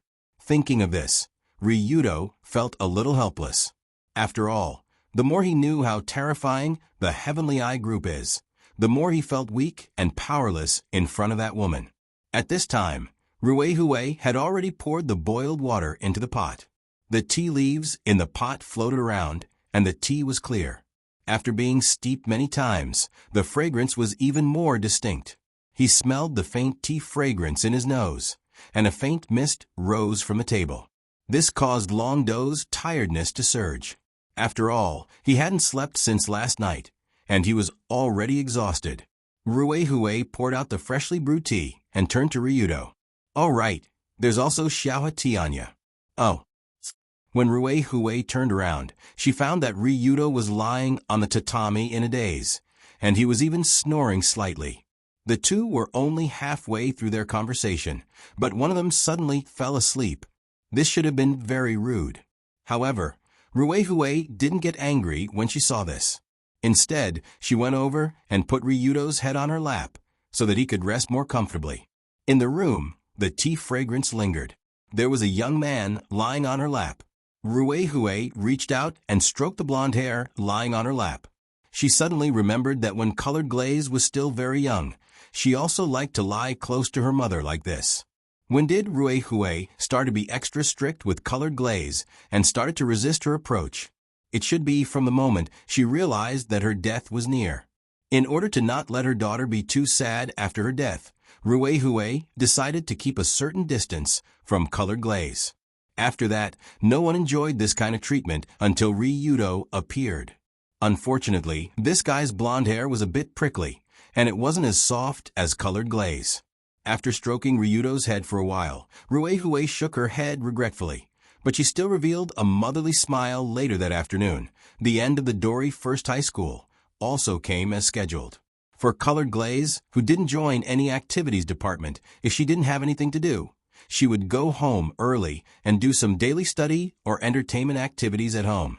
After getting out of the car, Colored Glaze stretched lazily, as if she felt a bit tired. It wasn't that she was tired because of a mere class. Colored Glaze's tiredness was clearly caused by the boredom of the past 2 days. That guy, Ryudo, he didn't even respond to my messages this afternoon. But things over there should be settled. Colored Glaze couldn't help but complain to Dancing Costume behind her as she walked towards her home. Dancing Costume heard and replied, should be. According to our information, Rulon Group has completely taken over Psychedelic Saburo and White Tiger Gang's territory. They should be quite busy right now. If they're busy, then it's fine. HM? Isn't that Rabin? Why is he standing in the hallway? After entering the Kameshiro courtyard, Colored Glaze took off her shoes and walked in the spacious wooden hallway with soft indoor shoes.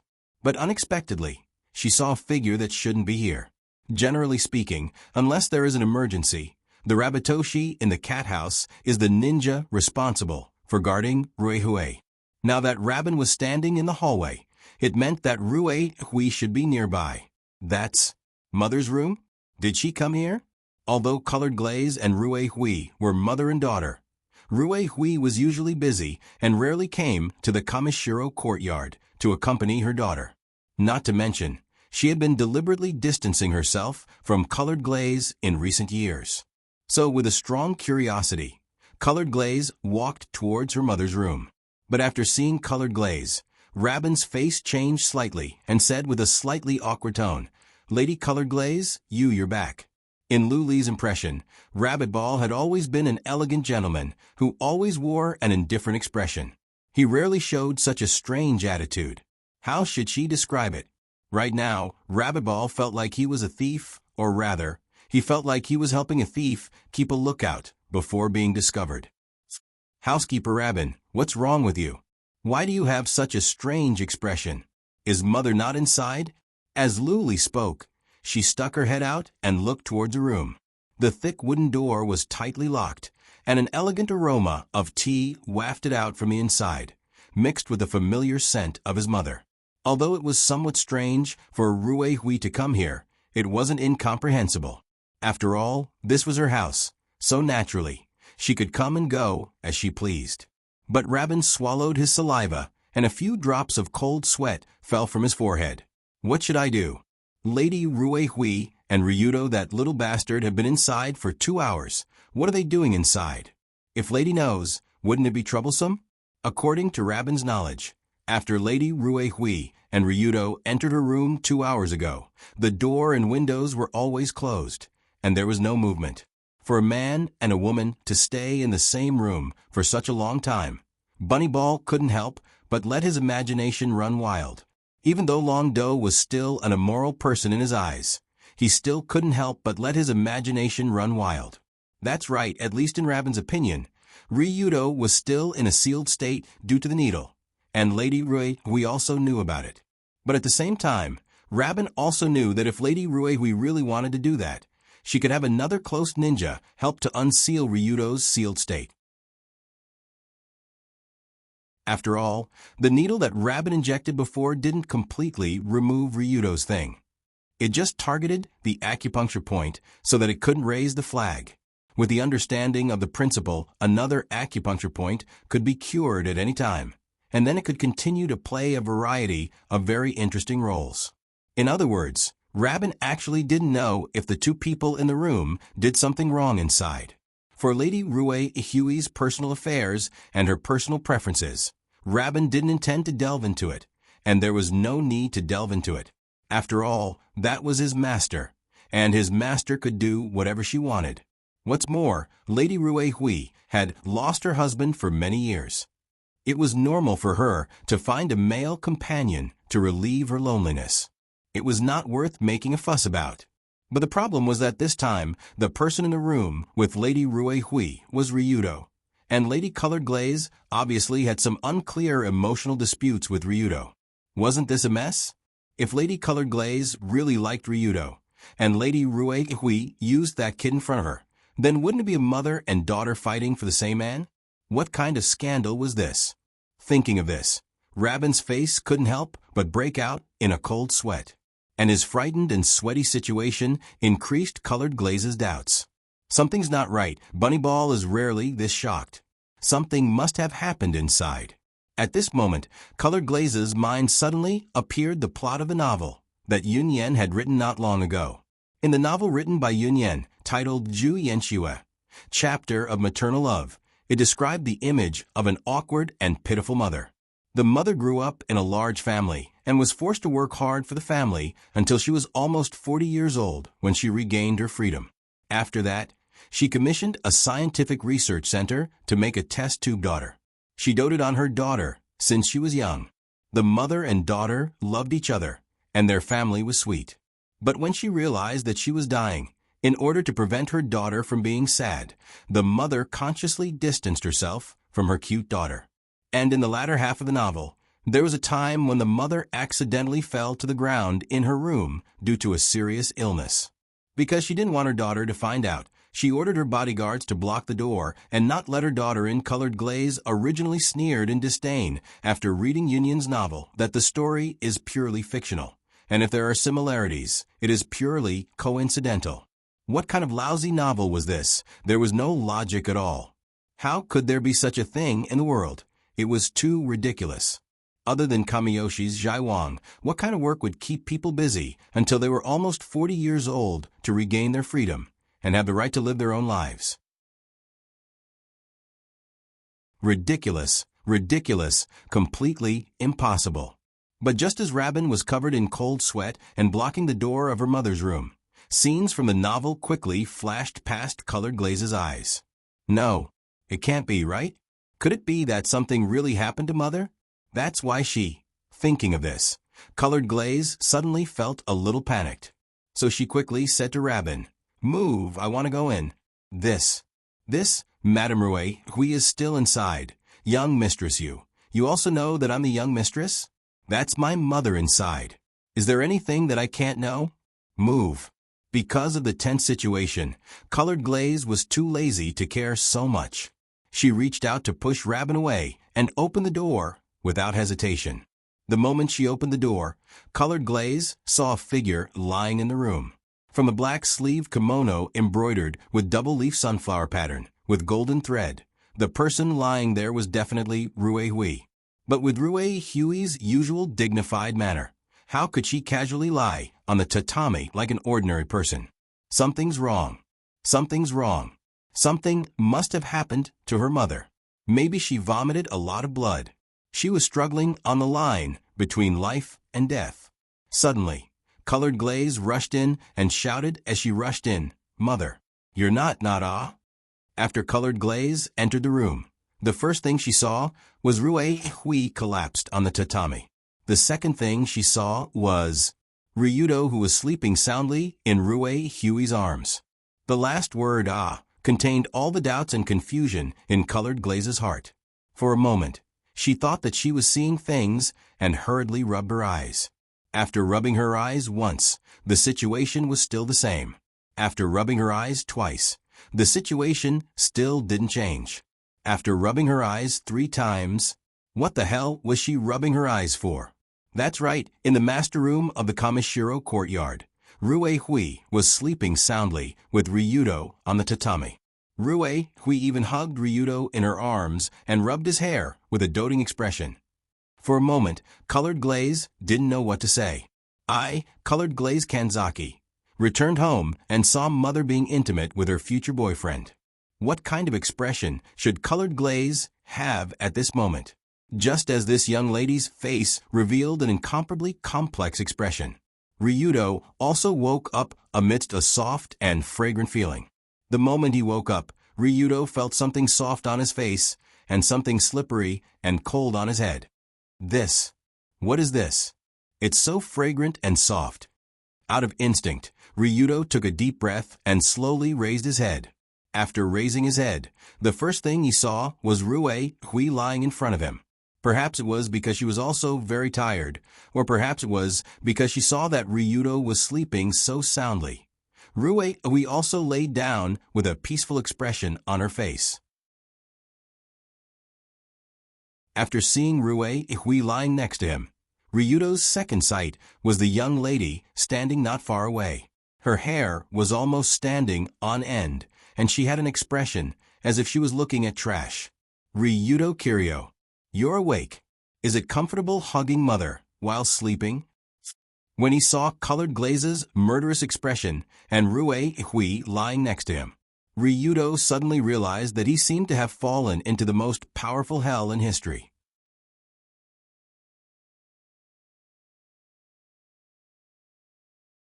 Chapter 194. Cough, cough, let's deal with the situation first. Because he was too tired this afternoon, he suddenly fell asleep while chatting with Lady Rue Hui. When he woke up, he noticed that Lady Rue Hui was also asleep beside him, and she even hugged him. Coincidentally, Madame Rue Hui's daughter, Miss Liuli, happened to see this scene. Question: in this situation, how should I, Ryudo Kiryu, escape? A. Kill myself on the spot. B. Kill myself on the spot. C. Kill myself on the spot. Sorry, it wasn't because Ryudo had serious suicidal tendencies. It was because he couldn't think of how to explain the current situation. Especially when Luli looked at him as if he was looking at unrecyclable trash. Long Do couldn't help but tremble. And Ryudo's trembling made Colored Glaze's misunderstanding even more, making her believe that Ryudo and Rue Hui had some kind of secret relationship. Humph. After leaving a cold humph, Colored Glaze turned around and ran out without hesitation. Huh? She ran away just like that? Ryudo originally thought that Colored Glaze would directly slap him and activate Shuraba mode. Who knew that she just left a cold humph and ran away like a little girl who was bullied? Seeing this scene, Ryudo immediately stood up and wanted to chase after her, but a cold hand grabbed his wrist. Wait, let her calm down. Under Ryudo's shocked gaze, Rue Hui slowly sat up from the ground and calmly tidied up her slightly messy hair. What's going on? Lady Rue Hui, Lady Rue Hui, when did you wake up? About half an hour ago. So you're saying that when Colored Glaze came in, you were actually pretending to be asleep? What kind of situation was this? What was Lady Rue Hui thinking? Ryudo didn't know whether to laugh or cry, because he couldn't understand Kandai Rue Hui's thoughts at all. Generally speaking, if Rue Hui woke up early, she would have left before Colored Glaze came in. How could she lie down with Ryudo and let her daughter see such a scene that could easily lead to misunderstandings? It's all right. Rue Hui smiled faintly and said, people always need to grow. That exciting scene just now was a good opportunity for Colored Glaze to grow. I think it's too exciting. I feel like the Colored Glaze is going to chop my head off at any moment. If the Colored Glaze could cut you with a hatchet, it means that she has indeed grown. Unfortunately, she won't. At this point, Rue Hui sighed slightly. Rue Hui had noticed a problem a long time ago, and that was that his daughter Kanzaki Colored Glaze was incredibly lacking in personal initiative. Personal initiative had two meanings. The first was that people could actively understand the objective world, and the second was that they could actively change the objective world under the guidance of their knowledge. The Colored Glaze didn't lack the ability to understand the objective world, but she lacked the motivation to actively change the objective world. This was reflected in real life. The colored glaze was rather passive in everything. She rarely took the initiative to make her own choices. Every day, she lived lazily, without a goal. Ryudo had noticed this problem as well. After all, in normal life, the colored glaze would almost never take the initiative to call or text him. She would only respond when he looked for her. In this regard, the colored glaze was far inferior to Dunya and Yunyan. After all, the two of them would always chat with Ryudo about their novels or go out to spar. However, the colored glaze would never do such a thing.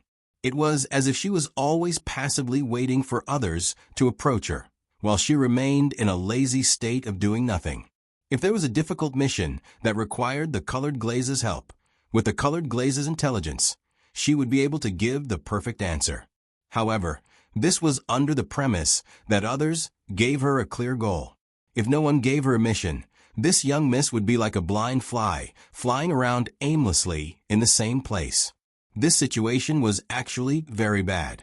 Although Ryudo faintly sensed it, there was nothing he could do about it. Just as Rue Hui said, if it had been Yunyan and Dunya who saw the situation just now, they would probably have drawn their swords in anger. At the very least, they would have slapped Ryudo. However, the colored glaze only knew how to turn around and run. She didn't even dare to come up and slap him. She was very weak. Rue Hui obviously didn't like her weak and passive personality, so she decided to give her daughter a harsh punishment. That was to let her daughter make a scene outside and do whatever she wanted.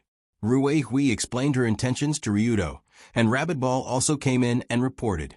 Madame Rue Hui, colored glaze, ran away without looking back. She ran away while shouting that she wanted to run away from home. Run away from home? Not bad, not bad. If she runs away from home, it means that she can still be saved. If she doesn't even dare to run away from home, then she's done for. After hearing that her daughter ran away from home, Rue Hui revealed a satisfied smile. Good fellow, you're the ghost mother. You're so happy that your daughter ran away from home. Although he knew that Rue Hui was very strict with colored glaze, Ryudo didn't expect her to go to this extent. So he couldn't help but complain, really, Madame Rue Hui, if you want to do this, you should at least tell me in advance. You made me. Speaking until here, Ryudo couldn't help but blush. It was obvious that he couldn't handle the hugging a man in his arms, just now. Until now, Ryudo felt that his nose was filled with the sweet fragrance of Rue Hui's body. It was as if he could still feel her soft body touch his face. This situation was a bit too exciting for Ryudo, who was still a pure and innocent virgin. It was to the point where he was about to have a nosebleed. Aya. But Rue Hui heard him and walked over with a smile. She smiled and said in his ear, "What's wrong with you? Don't tell me you have some weird thoughts about an old woman like me? You can't be, right?" After hearing Rue Hui's words, Ryudo's face turned even redder. But he still said seriously, "How could that be? Madame Rue Hui, you're not an old woman, you're very, very charming." Indeed, Ryudo's words could be said to be from the bottom of his heart. Without a doubt, Rue Hui was a very charming lady. This didn't only refer to her appearance, but also her personality and temperament were very special. She was as fragrant and charming as freshly brewed tea. So Ryudo definitely didn't think of her as an old woman, but as a very charming older sister. After hearing the young man's serious comments, Rue Hui opened her mouth slightly, then turned her head away. It's not a good habit to be glib-tongued. I still have something to do, you go back first, but don't pay attention to colored glaze for now. Just have Rabbitoshi follow her. Were my words too direct and made Madame Rue Hui angry? Rue Hui's words more or less sounded like she was asking him to leave. So Ryudo could only sigh and leave the Kamishiro courtyard dejectedly. Today was a failure. He angered colored glaze and angered Madame Rue Hui. What a miserable day. On the way back, Ryudo looked listless, but in reality, that wasn't the case. What Ryudo didn't see was that when he left, Rue Hui turned her face away and blushed slightly. The master of Kamiyoshi casually picked up the mirror, beside her and looked at the red lips, white teeth, and beautiful face in the mirror. This face didn't change much in the past few decades, and her appearance had been maintained at a very stable level. And because of that special genetic disease, until her death, Rui Hui's appearance shouldn't change much, as if she was frozen at around 30 years old. Am I still very charming? Unfortunately, for an old woman who is about to die, charm and whatnot are completely meaningless. Thinking of this, Rui Hui couldn't help but shake her head with a bitter smile, and her mood became a little depressed. Of course, even if her mood was depressed, she couldn't be as depressed as Colored Glaze, who was running alone on the street. If Colored Glaze was now shooting a TV series, then the TV series should be called Run, Miss. After seeing the sensational scene before, Colored Glaze only felt that her head was buzzing.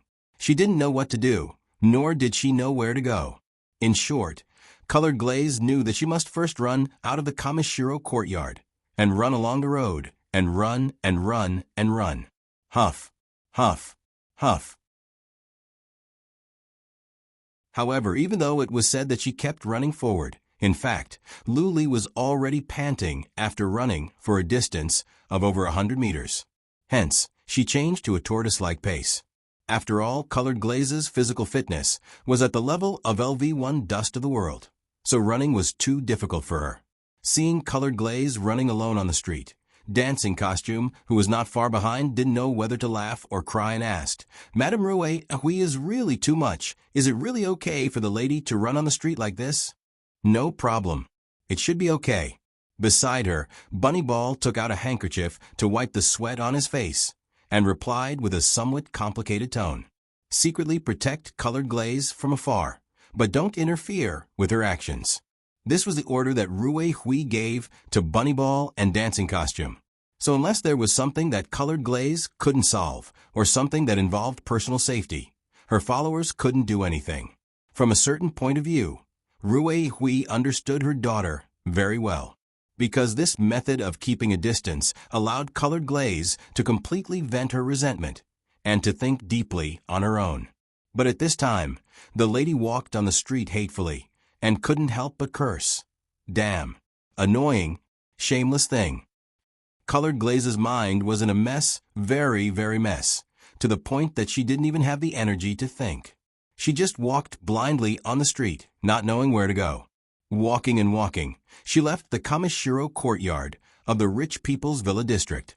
Judging from her appearance, Luli was a delicate, elegant, and beautiful young lady. Naturally, such a young lady would be very conspicuous walking on the street by herself.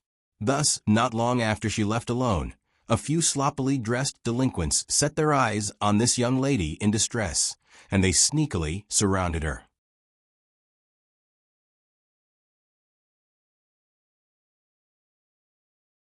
Chapter 195. This cute lady, where are you going by yourself? Do you need us brothers to accompany you? Just as Colored Glaze was walking with her head down, she suddenly heard a slippery and perverted voice in front of her. She looked up and saw 3 delinquents dressed in gaudy clothes. No matter how she looked at them, they didn't look like good people. They were smiling frivolously at her, as if they were saying, "Girl, come play with me." TSK. Facing these delinquents, Colored Glaze naturally couldn't be bothered with them. She just wanted to leave. But as soon as she took a step, one of them blocked her way. The smile on his face was even more disgusting. "Move." Colored Glaze took a deep breath and said in a commanding tone. Not to mention that she was in a bad mood. Even in normal times, Colored Glaze had this kind of attitude. However, her commanding tone clearly angered the 3 hooligans. One of the delinquents, who had dyed his hair red, as if he had changed into headshot battle-damaged skin, frowned and said, "Yo, this little girl is quite arrogant.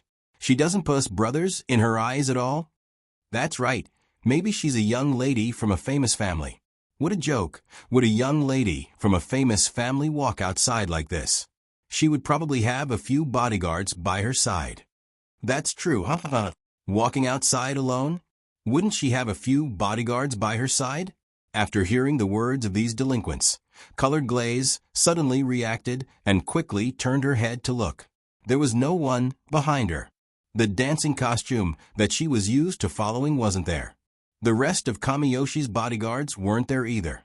No, it can't be, right? I already ran out like this, and none of them actually followed me? When she realized that she didn't bring anyone behind her and was alone, Colored Glaze couldn't help but sigh. Anyway, they should be silently protecting me in the dark. There shouldn't be no one following me. That's too ridiculous. Just as Colored Glaze was sighing, the three hooligans beside her couldn't hold it in any longer. After all, her expression of not treating others as human beings was very sarcastic. It was as if she was standing next to three large pieces of trash. Heh, we brothers have roamed the Jianghu for decades, and this is the first time we've met someone who doesn't put us in their eyes. What? At such a young age, she had already learned to look at people through the cracks of the door, right? She was treating him like a two-dimensional piece of paper. One of the thugs couldn't help but snort. Humph. We're from the Rulong group. If you don't give us face, we'll burn your house down. But it would have been better if he hadn't said anything. As soon as he said the words Rulong group, Colored Glaze's eyes immediately turned cold. She slowly lowered her head, her facial muscles trembling slightly, as if she was gritting her teeth. At the same time, she asked coldly, "What did you say? Rulong group, right? Are you scared? Our Rulong group is Tokyo's #1. Get lost." Without waiting for the hooligan to finish speaking, Colored Glaze couldn't help but raise her hand and slap him in the face. Colored Glaze wanted to slap Ryudo not long ago, but she didn't dare. Now, this self-proclaimed member of the Rulong group actually took the initiative to come over. Wouldn't she slap him like Ryudo? Damn it, I don't dare to hit Ryudo, but I don't dare to hit you? Who do you think you are? Pa! A burst of crisp applause sounded. The hooligan was stunned, and the other two were also stunned. Colored Glaze held her painful palm and jumped up on the spot. It hurts. It hurts. Hitting people is actually such a painful thing. Colored Glaze held her palm and secretly cried out in pain. The other person who was being hit was not going to take it. What's going on? Isn't the Rulong group very powerful now? Us three brothers impersonating this extreme Tao organization to rob people should be able to scare a lot of people, right? Why aren't they giving face to a little girl?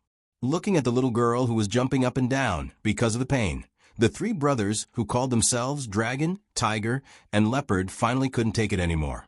One of them reached out to grab Colored Glaze. Suddenly, Dancing Costume, who was hiding in the distance, couldn't help but angrily say, "Damn it. These guys actually dared to hurt the young Miss Hand. They deserve to die." But before Dancing Costume could angrily rush over to protect the young miss, Bunny Ball suddenly reached out to stop her. Just when Dancing Costume was wondering why Bunny Ball didn't let her attack, the situation over there changed again.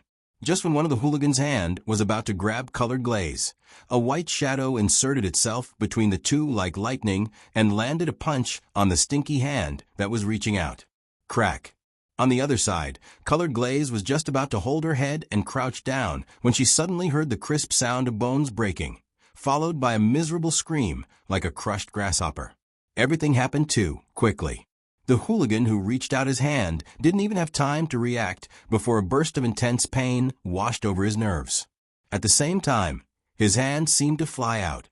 Oh, my hand, ah. After the earth-shattering punch, the 5 fingers that were originally outstretched like an eagle's claw were twisted beyond recognition. It looked like some kind of postmodern art piece. The culprit who caused all of this was only a delicate doll-like beauty. She looked petite, her silver hair was like snow, and she wore light sportswear. When she hit someone, she didn't hesitate at all. Stinky trash. With this little ability, you dare to come out and take liberties with an innocent woman. Are you tired of living? Under Colored Glaze's stupefied gaze, Dunya, who came out of nowhere, shook her small wrist, a trace of disdain appearing in her eyes. Dong. Dunya? Wait a moment, let me clean up the trash first. Dunya didn't even turn her head as she snorted at Colored Glaze. Following that, her petite, figure quickly rushed towards the two hooligans who didn't know what was going on. What followed was a violent beating that made Colored Glaze's heart palpitate. Colored Glaze found it hard to imagine that Dunia's small body was actually so strong and could be so ruthless when hitting people. At most 10 seconds passed, the three hooligans fell to the ground. Some even fainted from the intense pain and injuries. Their injuries were so severe that it was almost certain that they would be permanently disabled. But this was already the result of Dunia's mercy. After all, with Dunia's current strength and killing intent, if she was a little more serious, the floor would have already turned into a sea of blood. That scene would have been very bad. After quickly dealing with these hooligans, Dunia turned her head towards Colored Glaze, raised her eyebrows and said, "Are you okay? Why are you running around here by yourself?" This kind of situation is quite rare. For Dunia, encountering Colored Glaze was a complete accident. It was just that when she was running to the next location after school, she happened to run to this street and happened to see Lu Li being pestered by these three hooligans. Therefore, she casually made a move. Although Dunia was just passing by, it was a fact that she saved Colored Glaze. Colored Glaze hurriedly nodded and thanked her. "I'm fine. Thank you very much." "No need to thank me, but a young lady like you shouldn't be out here alone. You should go home, quickly." Dunia sized up Colored Glaze, shook her head slightly, and then turned to leave. Whether it was in terms of body size or age, Dunia was younger than Colored Glaze. But when faced with an unexpected situation like just now, her method of dealing with it was much more effective than Colored Glaze, and her attitude was also much calmer. Other than the previous Ryudo kidnapping incident and the $1 billion chase night, Dunia's personality was naturally more outspoken and more independent, so she looked more mature in this kind of situation. Seeing that Dunia was about to leave, Colored Glaze hurriedly chased after her, ran to her side and asked, Wait, you. Where are you going now? Can I go with you?" Speaking of which, Colored Glaze wasn't very familiar with Dunia, and the two of them didn't even like each other. But at this moment where she just experienced the betrayal of her mother and future boyfriend and met with bad people, even if it was just being with someone who couldn't be considered a friend, it would make Colored Glaze's mood slightly better. So she didn't mind taking the initiative to talk to Dunia, and even walked behind her. Whether it was shopping or shopping, at least she would have someone to accompany her for the time being, so she wouldn't be alone. However, Dunia wasn't going shopping, but gave an answer that Colored Glaze never expected. She casually replied as she walked, "I'm actually planning to challenge the dojo. Are you interested in this too?" Challenge. Challenge the dojo? Hearing this term that seemed to have popped out from a parallel universe, Colored Glaze was stunned. What she knew about the dojo challenge were usually martial artists who went to other dojos to challenge them in order to test their own martial arts level. This was called dojo challenge. But this term used on Dunia was a bit strange. You're a 15-year-old high school girl, and such a cute little loli. It's fine if you don't participate in any activities to enjoy your youth, but you're actually going to challenge the dojo after school? Although Dunia had already changed into sportswear, this term didn't match her at all. But in fact, Dunia wasn't lying. Challenging the dojo was already a daily occurrence for her these days. Since a few weeks ago, when she experienced the night of hunting with Ryudo, Dunia understood how weak she was, and also understood how laughable her past arrogance was. Whether it was to protect oneself or to protect others, one must have sufficient strength to do so. So Dunia recently learned Saito-style martial arts from her father, Wu Hong, while occasionally finding a place to challenge the dojo to hone her combat experience. When she told these things to Colored Glaze, Dunia's body emitted a calm demeanor unique to martial artists. If the Dunia that Colored Glaze knew before was just a capricious and fake young lady who wore a mask every day, then now she had grown into a real martial artist. After a bear cub experienced life and death hunting, it would quickly grow into a majestic bear. The current Dunia was the same. But a young lady like you probably wouldn't understand. After all, your life seems very leisurely.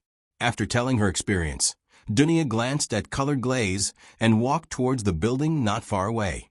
There seemed to be a rather famous karate dojo there, which was why Dunya came. My life seems very leisurely. After being told this by Dunya, Colored Glaze instinctively wanted to refute. But when the words came to her mouth, she couldn't say a word. She could only follow Dunya numbly. This soulless walking posture was like a portrayal of Colored Glaze's life.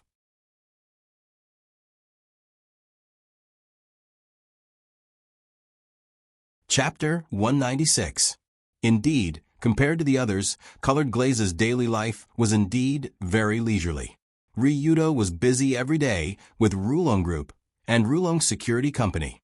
He also had to find time to beat up hooligans and earn money in the battle arena. From time to time, he also had to accompany the little ancestors. He was so busy that he didn't even have time to sleep. Yunyen was also fighting every day for her dream of becoming a novelist. Although her struggle hadn't ended, she had been working hard to walk down this path until she could see the dawn of the future. Dunya wasn't to be outdone. She went to school during the day, and after school in the afternoon, she didn't do anything but run straight to the dojo. At night, she had to practice martial arts under her father's guidance. Her days were very fulfilling. But what about Colored Glaze? What did Colored Glaze usually do? She just went to school every day and helped Ryudo when he had something to ask of her. When she had nothing to do, she would go home to practice calligraphy, read books, learn some music, tea ceremony, and so on. Although on the surface it seemed that Colored Glaze had a lot to do every day, these things weren't what Colored Glaze wanted to do at all. They were purely playthings to pass the time. What dreams do I have? What kind of person do I want to be? What direction should I strive towards? Colored Glaze had never thought about these questions. It wasn't that she didn't think about it, but that she didn't even think about it. After all, in Colored Glaze's subconscious mind, she was still the unlucky person who was sent to be a vegetarian king at the age of 18. When she came out, she was already close to 50 years old. Dreams? Future? These words had nothing to do with Liuli's life in the first place. Her future was just bleak. With this kind of thinking, although this young miss of Kamiyoshi had outstanding ability and amazing potential, she always muddled through every day. Every day was boring and meaningless. However, Ryudo's appearance had already given her the power to have dreams and a future. If Seiji was able to truly take control of his own Naruto empire in a year's time and completely destroy the high and mighty Shinto system, the position of vegetarian king that restricted the Kanzaki family would also disappear. Of course, if they wanted to destroy the Shinto system, they would have to face many enemies in addition to the Kanzaki family. After all, this was essentially an act of digging up the country's roots. They would have to become enemies with more than half of the country. So to do this, Ryudo had to put in a lot of effort and bet his life many times. But up until now, Liuli's future had always depended on Dragonfight.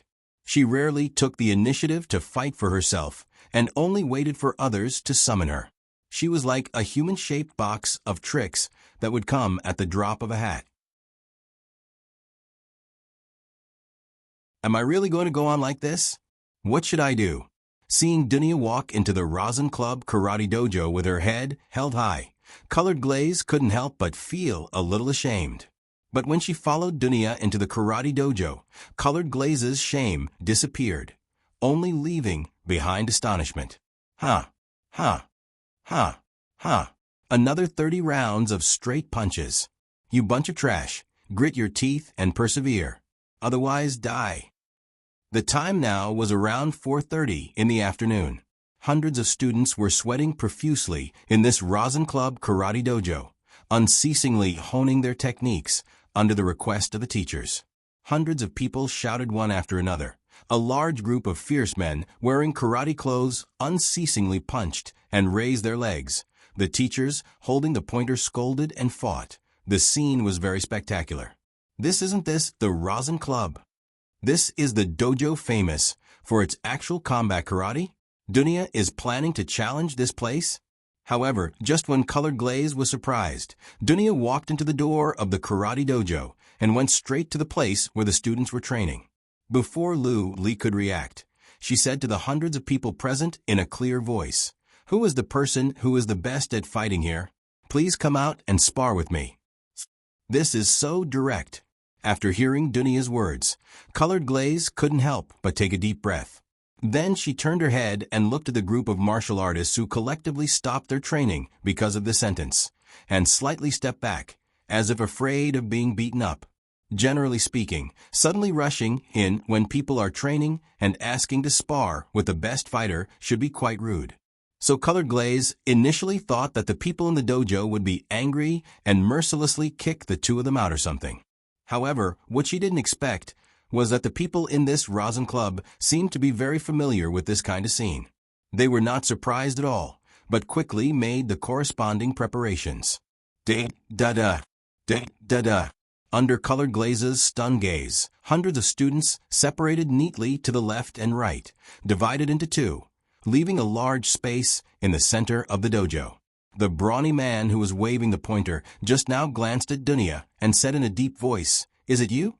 The young lady of the Saito family who recently took down many dojo signboards, the monster known as the Silver Violent Bear." See, I'm quite famous in this area." After hearing the teacher's words, Dunia turned her head and showed a proud smile to Colored Glaze. Recently, a very rare thing was circulating in Yodo's martial arts world. That was a girl who looked at most 12 or 13 years old. Dunia.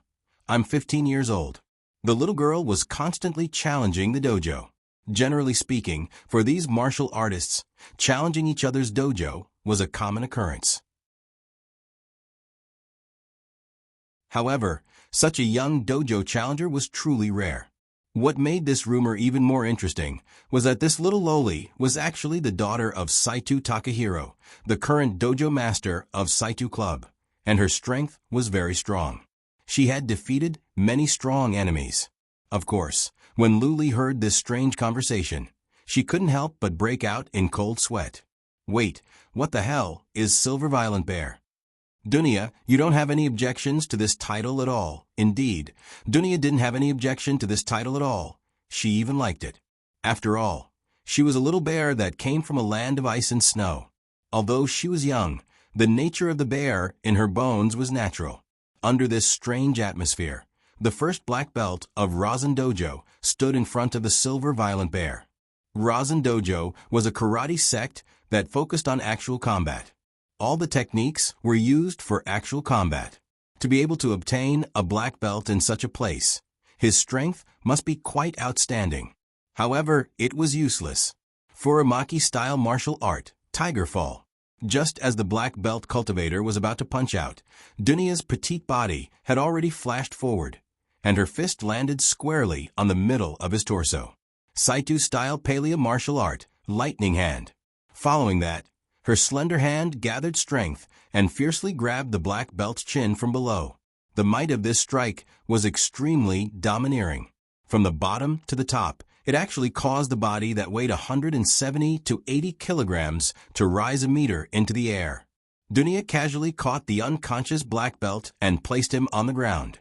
She turned to the dumbfounded crowd and said, "Next one, a stronger one." This is the legendary Silver Violent Bear. It really lives up to its name. After the first black belt was cleanly defeated, Rosin Dojo also realized the seriousness of the situation and started to take action. Dunia's second opponent was a normal generation, but his strength was limited. Under the pressure of the Silver Violent Bear's superhuman strength and speed, he could only hold on for a few minutes. However, when the third opponent, which was the normal generation with the teaching staff, came out, the situation changed. As the normal generation of Rosin Dojo, this middle-aged man had experienced no less than 1,000 battles in his life. He could be said to be a true Tao-seeking type of person who devoted his life to exploring the endless martial arts domain. His physical condition was at the peak of his life. In terms of combat experience and martial arts attainment, he completely crushed Dunia. In an instant, the little bear felt an immense pressure. After 10 minutes of difficult resistance, Dunia finally fell to the ground with a plop, smashing a large hole in the floor of the dojo. Damn, a normal generation is really strong. If I can't kill him, it won't be easy to defeat him. It didn't take long for Dunia and Liuli who had just suffered a defeat, to walk on the street at dusk. Dunia's slightly purple face was still chattering, as if she were the final victor. Although she didn't defeat the strongest person in Rasen Dojo, Dunia didn't look dispirited at all. Instead, she excitedly talked about when and how she planned to get back at him. Seeing the visible bruises and swelling on her body, Colored Glaze couldn't help but ask, "Dunia, you took so many punches. Doesn't it hurt?" "What nonsense are you talking about? Go up and take a few punches. I broke a few bones." No. But if it hurts, why do you have to go to this extent?" Colored Glaze looked up and down at Dunia, as if she couldn't understand her thoughts. Normally, a normal girl would cry and complain to someone after being beaten, but Dunia obviously wouldn't. She acted as if nothing had happened. To this question, Dunia straightforwardly replied, "Of course it's because I want to become stronger as soon as possible. If I don't push myself to the limit, how can I grow?" Become stronger? Is this very important? It's very important. You know about the assassination attempt on my dad, right? Suddenly, Dunia raised her head slightly and looked at the sky, where the golden afterglow of the sun shone down from above. Colored Glaze obviously knew about the assassination attempt on Saito Takahiro by the Tenmu Group's secret department, so she replied with an N. "Actually, I was there when my dad was assassinated, but my first reaction at that time was to run away. I was like a piece of trash." Hearing the words "run away" and "trash," Colored Glaze couldn't help but tremble. Because not long ago, Colored Glaze also chose to run away when she saw the scene of Ryudo and Rue Hui hugging. Actually, if she thought about it carefully, it wasn't hard to think that there might be some misunderstanding. The two of them shouldn't have any special relationship, or even if there was, they wouldn't mess around in the Kamishiro courtyard. But Colored Glaze didn't even have the courage to understand all of this.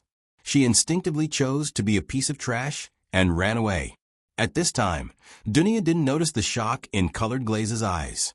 Instead, she said, "So later, I decided that no matter what happens in the future, I will never run away. For this, breaking a few bones is nothing."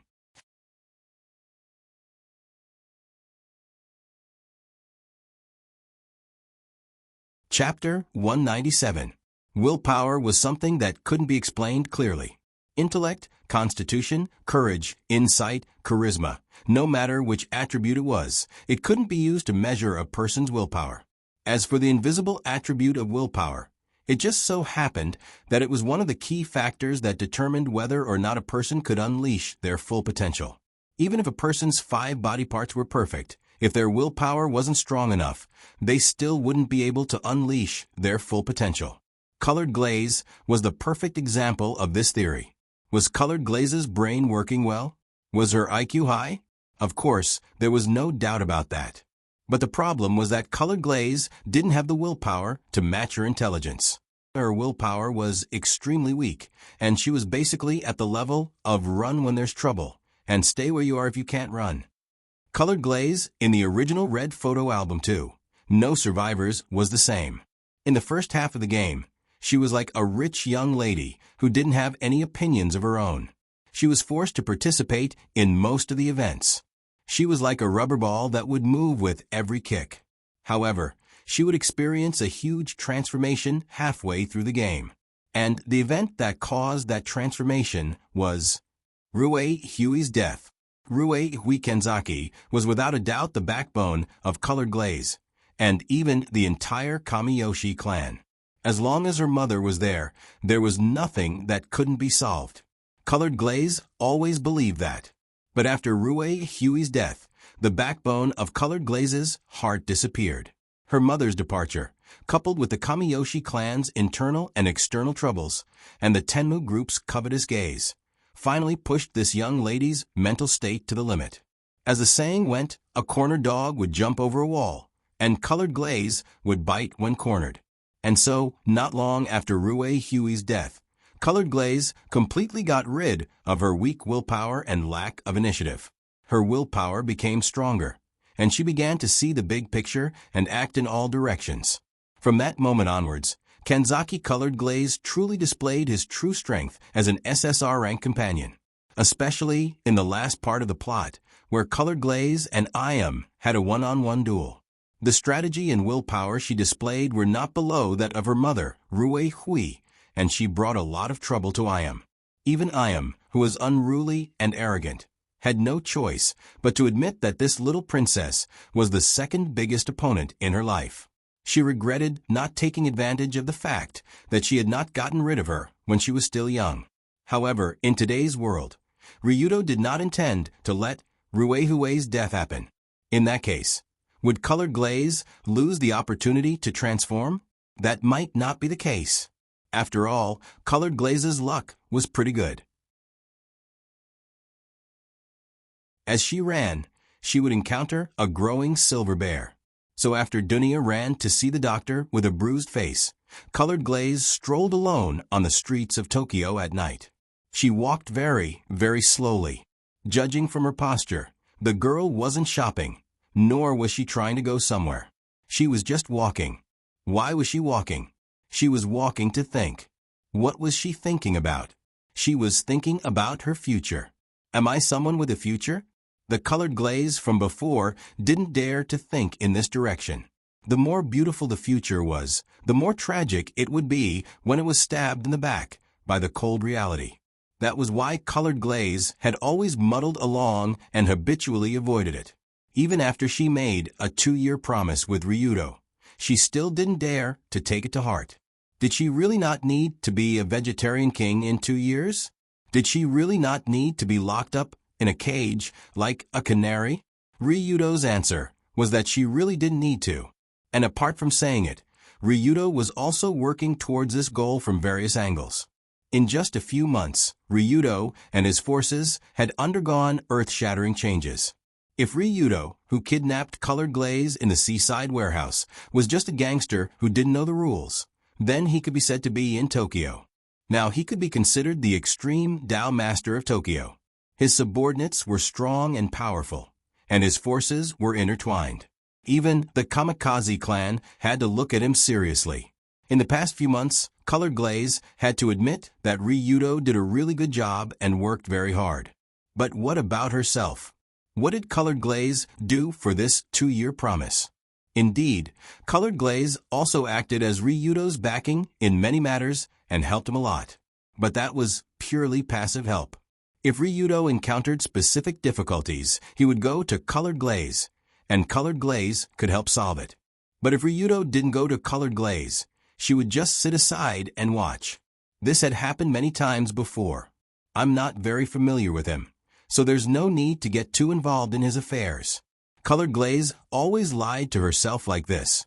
But was that really the case? That wasn't the case. Colored Glaze clearly knew that she was just afraid of making the first choice. She never took the initiative to contact Ryudo because she didn't have this habit. She never took the initiative to intervene in the business of Rulong Group and Rulong Security Company because she didn't have this habit. She never took the initiative to communicate with her mother because she didn't have this habit. Even in Colored Glaze's eyes, she was quite a weak existence, especially compared to Dunya, who was willing to risk her life in order to become stronger. The two formed a stark contrast. Just as Colored Glaze's mind was undergoing such a violent storm of thoughts, Dancing Costume finally couldn't hold it in anymore. Is Missy okay? She's been walking for more than an hour. She's never walked such a long distance in her life. If she continues like this, her legs will break. Dancing Costume hid behind and secretly watched Missy's figure continuously walking forward. She had a pained expression on her face, as if she wanted to go over and carry her. I don't think she'll break her legs after walking for an hour. Missy isn't made of glass. Rabbit Ball silently complained in his mind, but his expression was much more relaxed than Dancing Costume's. Obviously, compared to Dancing Costume, Rabbit Ball, who had more life experience, could understand Missy's current state better. Self-doubt, self-denial, and even self-loathing. To some people, this could be a destructive blow, but to others, it could be a sign of transformation. From Rabbit Ball's point of view, Missy wasn't so weak that she would destroy herself over such a small matter. Therefore, after experiencing this incident, The young mistress would definitely become stronger and more successful. So annoying. But just as Rabbit Ball was thinking that Missy would definitely become more mature, Colored Glaze, who was walking in front, covered her head with her hands and roared angrily on the street. This sharp roar startled the people on both sides of the street, and they all looked in the direction of this young girl. Hearing Colored Glaze's roar, Dancing Costume immediately rushed over, while Rabbit Ball was stunned. No way. I just said that Missy wasn't that kind of person, and now you're slapping me in the face? Dancing Costume immediately ran to Colored Glaze's side and held her shoulders while shaking her left and right. Missy, don't scare me. Are you okay? Colored Glaze reached out and slapped Dancing Costume's hand away, then said indifferently, "Let go, you're shaking me to death." Okay, I'll let go. Actually, it's already late. Let's go home first, okay? Go home? I'll go back, but not now. Hearing this, Colored Glaze slowly raised her head and then said in a serious tone, "Before going home, I have something to do." Where are you going? I'm going to Roulon Group HQ. Prepare the car immediately. Going to Roulon Group HQ? After hearing Missy's request, Dancing Costume couldn't help but gulp. She roughly knew why Missy left home in a fit of anger, but Missy said that she was going to Roulon Group HQ. That was the home of that heartless Ryudo Kiryu. Could it be? Missy is going to cut off all ties with that bastard? Thinking of this, Dancing Costume was first shocked, then a trace of joy secretly surged in her heart. If that's the case, then it's fine. That stinky hooligan said that he likes Missy, but at the same time, he's together with Madam. It's definitely not a good match, so it's fine if it's broken. So Dancing Costume hurriedly stopped a car from the side of the road, took out a check, and bought the car on the spot, then drove Colored Glaze in the direction of Roulon Group HQ. At night, Kamidachi was brightly lit. Gaudy neon signs were piled up everywhere, as if they didn't cost money. Many handsome men and beautiful women were also walking around with their arms around each other's shoulders. The whole street was filled with a romantic and unrestrained atmosphere. However, at the end of Kamidachi, where Roulon Group HQ was located, the atmosphere nearby was much quieter and more solemn. Not long after, Colored Glaze stepped out of the car and walked toward the huge Japanese-style courtyard. The bright door at the entrance was full of grandeur. A plaque with the words Roulon hung on the door frame, letting people know whose territory this was at first glance. Humph. After Lioli took large strides to the door, she first snorted coldly, then lifted her slender right leg and kicked at the door with great familiarity before her feet, which were clad in stockings and leather shoes, could touch the door. Bunny Ball had already struck out with his palm and blasted the heavy door open to prevent the young mistress from covering her feet and jumping around again. Rumble. A huge muffled sound was transmitted into the house inside. The Roulon Group members who were originally in the hall and the surrounding rooms were also shocked by the movement at the door. A minute later, Consultant Fujiki rushed to the door with dozens of Roulon Group members. But when he saw Colored Glaze, Bunny Ball, and Dancing Costume swaggering in, he couldn't help but be very surprised. Regarding Colored Glaze, young Master Ryudo's friend, Fujiki definitely knew her. But he didn't expect Colored Glaze to suddenly kick the door at around 7 o'clock. That, Missy Colored Glaze? Today you are. Don't call me Missy Colored Glaze. Just when Consultant Fujiki walked over in confusion, Colored Glaze solemnly extended her hand to him, and then said something that made everyone's brain boil. From today onwards, I'm no longer Missy Colored Glaze, but the big sister of Roulon Group. All of you better remember this. Understand? What? In an instant, Fujiki was dumbfounded, Bunny Ball was dumbfounded, Dancing Costume was dumbfounded, and dozens of other Roulon Group members were also dumbfounded. What the hell is this?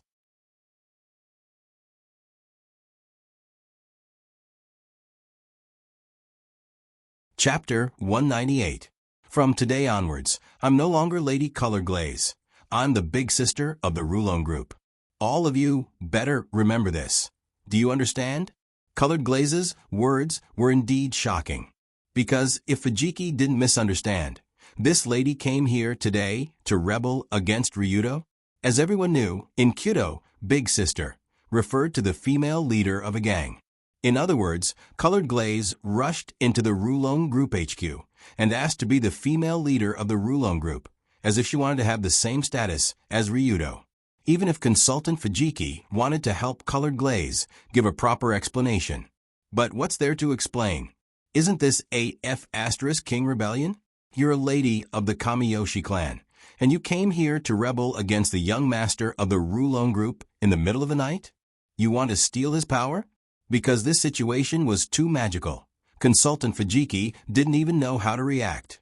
Not only him, the dancing costume beside him was also stunned, and quickly ran over to ask, "Miss Lady, what are you talking about?" "Nothing special. I'm just asking for my legitimate rights." "Legitimate? How is that legitimate?" "Anyway, I'll be the wife of the Rulong Group leader in a little over a year. So what's wrong with being a big sister now? Isn't this normal?" A little over a year later? Like being the wife of the Rulong Group leader? If Luli's inexplicable big sister's proclamation had already made their brains boil, then this team leader's wife's proclamation had shocked them so much that they almost died on the spot. Before Tozi Ikazuma left the country to seek refuge, he had already officially passed the position of the Rulong Group leader to Ryudo. Colored Glaze declared that she would be the wife of the Rulong Group leader in a little over a year, which was equivalent to announcing that she would marry Ryudo in a little over a year. This is too bold, isn't it? Is this really the lady of the Kamiyoshi clan? Such an impactful statement naturally made everyone, including Consultant Fujiki, at a loss of what to do. They didn't know what to do for a moment. It was said that everyone also felt that young Master Longdo was a little interested in Miss Lioli. But this girl openly ran over to the man's house and said such words in front of so many family members. Wasn't this a little too bold? But no matter what, since Colored Glaze claimed to be the future wife of the Rulong Group, Consultant Fujiki didn't dare to slight her. This old man could only respectfully invite the future wife of the Rulong Group in. At the same time, he hurriedly contacted the Rulong Security Company leader. "What's this? Say that again?" Half a minute later, Ryudo, who was in the manager's office of the Rulong Security Company, held the phone in his hand. His face revealed a shocked expression, as if the end of the world and the end of the universe had come together. "I'm sorry, although it's hard to believe, but Lady Colored Glaze." Cough. But Big Sister really said that. On the other side of the phone, Consultant Fujiki wanted to say the words Miss Lioli out of habit. However, after being glared at by Li, who was staring at him from the side, he hurriedly changed back to Big Sister, which was a very unique way of addressing her. At the same time, in the room, Sensible and Gao Yuan were sitting at the table discussing some official business. Who knew that they would see Ryudo, who was holding the phone, performing a strange face-changing show. The muscles on his face were constantly squirming like some kind of mysterious creature. Sometimes he wanted to laugh, sometimes he wanted to cry, sometimes he was shocked, sometimes he was sluggish, sometimes... In short, he was constantly changing various expressions. It was as if he was talking to a Martian on the other side of the phone. What's wrong with the boss? It's hard to say, but I don't think it's anything serious. Just as Sensible and Gao Yuan were watching the boss face-changing show while organizing the documents, not long after, Ryudo finally hung up the phone. Then he immediately said to his two companions, "Sorry, I have something to do. I have to go home quickly." Before he finished, his figure rushed out of the office like lightning and rushed downstairs to the garage. "It's too weird. It's really too weird." Longdo called Uncle Fujiwara, the king of street racers, and called him over. Then, he sped towards the headquarters of the Dragon Group at a crazy speed. Longdo was completely dumbfounded. Colored Glaze not only ran to the Rulong Group headquarters, but she also claimed to be the future wife of the group leader. This kind of attitude was really beyond Ryudo's expectations. After all, well, he and Mrs. Ruehue were caught red-handed by Colored Glaze. This situation was indeed embarrassing. Although Ryudo accidentally took a nap because he was too sleepy, he didn't actually take the initiative to do anything. So from a rational point of view, this matter couldn't be blamed on Ryudo. But for a teenage girl, it should be impossible for her to be rational about such a sensitive issue. Ryudo had long been prepared for colored glaze to lose her temper. Whether it was scolding, hitting, or cutting off all ties, Ryudo would accept it and find a way to coax her back. But what he never expected was that colored glaze actually took such a drastic measure and directly went to Ryudo's house. Indeed, Ryudo and colored glaze had a 2-year agreement. The two agreed that after 2 years, if colored glaze could regain her freedom, she would go to the Rulon group and become the wife of the group leader. But wasn't this agreement still more than a year away?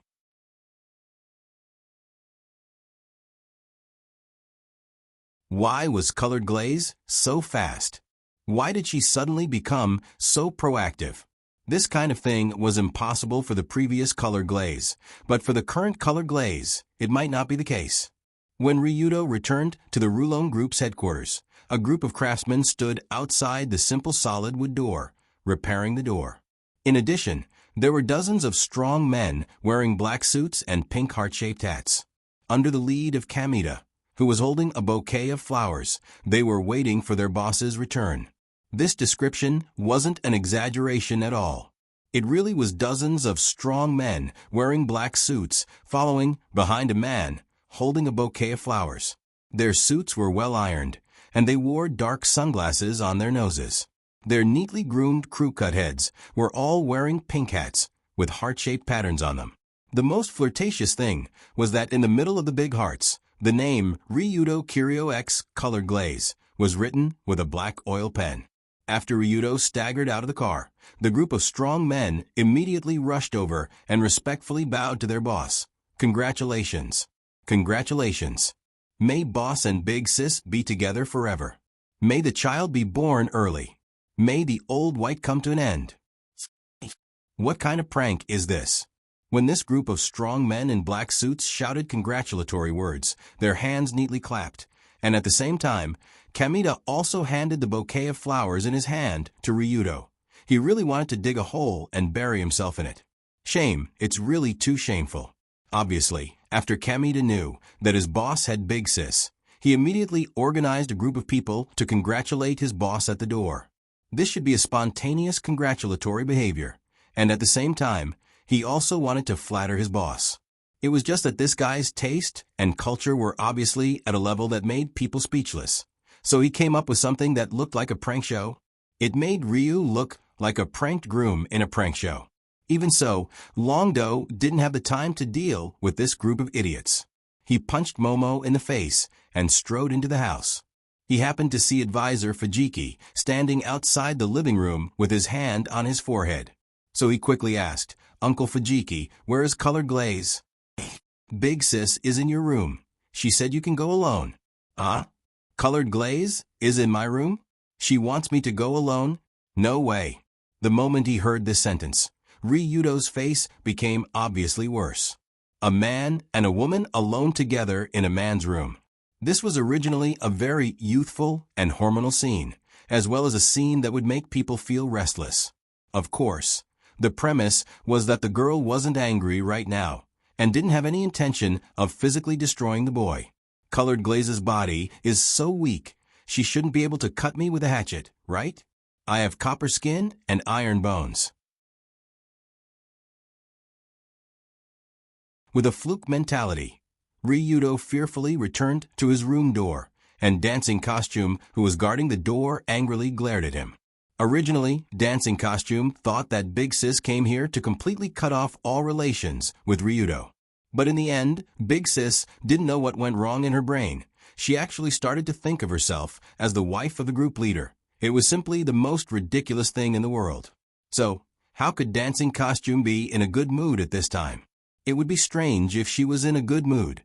She was the one who wanted to swing the hatchet the most. But no, Dancing Costume couldn't do that. She could only coldly snort and say, "Humph. Go in." Today was a good day to die.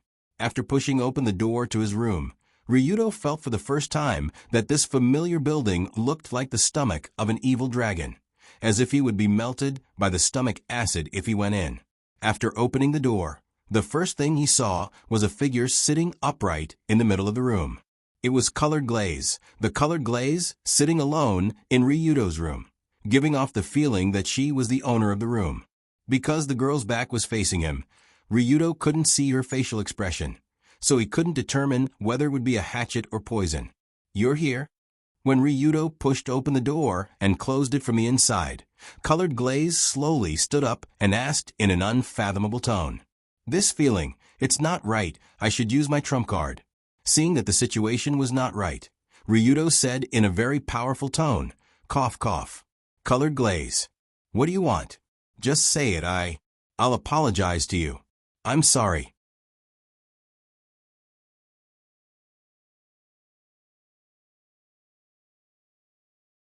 Chapter 199. A man should be able to go out in the hall, get into bed, be a boss, and be willing to put down his pride. Moreover, Colored Glaze was his future wife. What was the big deal about apologizing to his wife? This wasn't showing weakness, it was an act of loving his wife. That's all, however. Unfortunately, Ryudo's apology did not have any reaction. Colored Glaze's slender neck turned slightly, half of her head tilted, and asked in a calm but powerful tone, "What do I want? Do you really want to know?" "Of course, if you want to kill me, just say the word. My head will be as big as a bowl." "Very well, then let's be clear, I want to be the world's #1 extreme madam." "What?" For a moment, Ryudo was stunned. He even thought there was something wrong with his ears. After a moment, he asked in confusion, "The world's #1 arrest, madam? What kind of joke is this, extreme madam? That's what you're doing now." Colored Glaze turned her head completely and walked steadily to Ryudo, trying to put on a high and mighty look as she looked up at him. Ryudo's height was about 1.8 meters, which was quite tall, but Colored Glaze was only 1.6 meters. Therefore, the scene of her looking up at Ryudo with a high and mighty look looked very pitiful. After realizing the difference in height between her and Ryudo, Colored Glaze raised her eyebrows and gestured for him to get down. At this time, Colored Glaze's body was filled with a strong aura of superiority. Ryudo could only sit cross-legged on the ground, intending to listen to what this big sister had to say. After finally being able to look down at Ryudo, Colored Glaze nodded in satisfaction. Then, the girl put her hands on her hips, straightened her back, and said seriously, "My previous personality was more lazy. I didn't have much initiative, you know this, right?"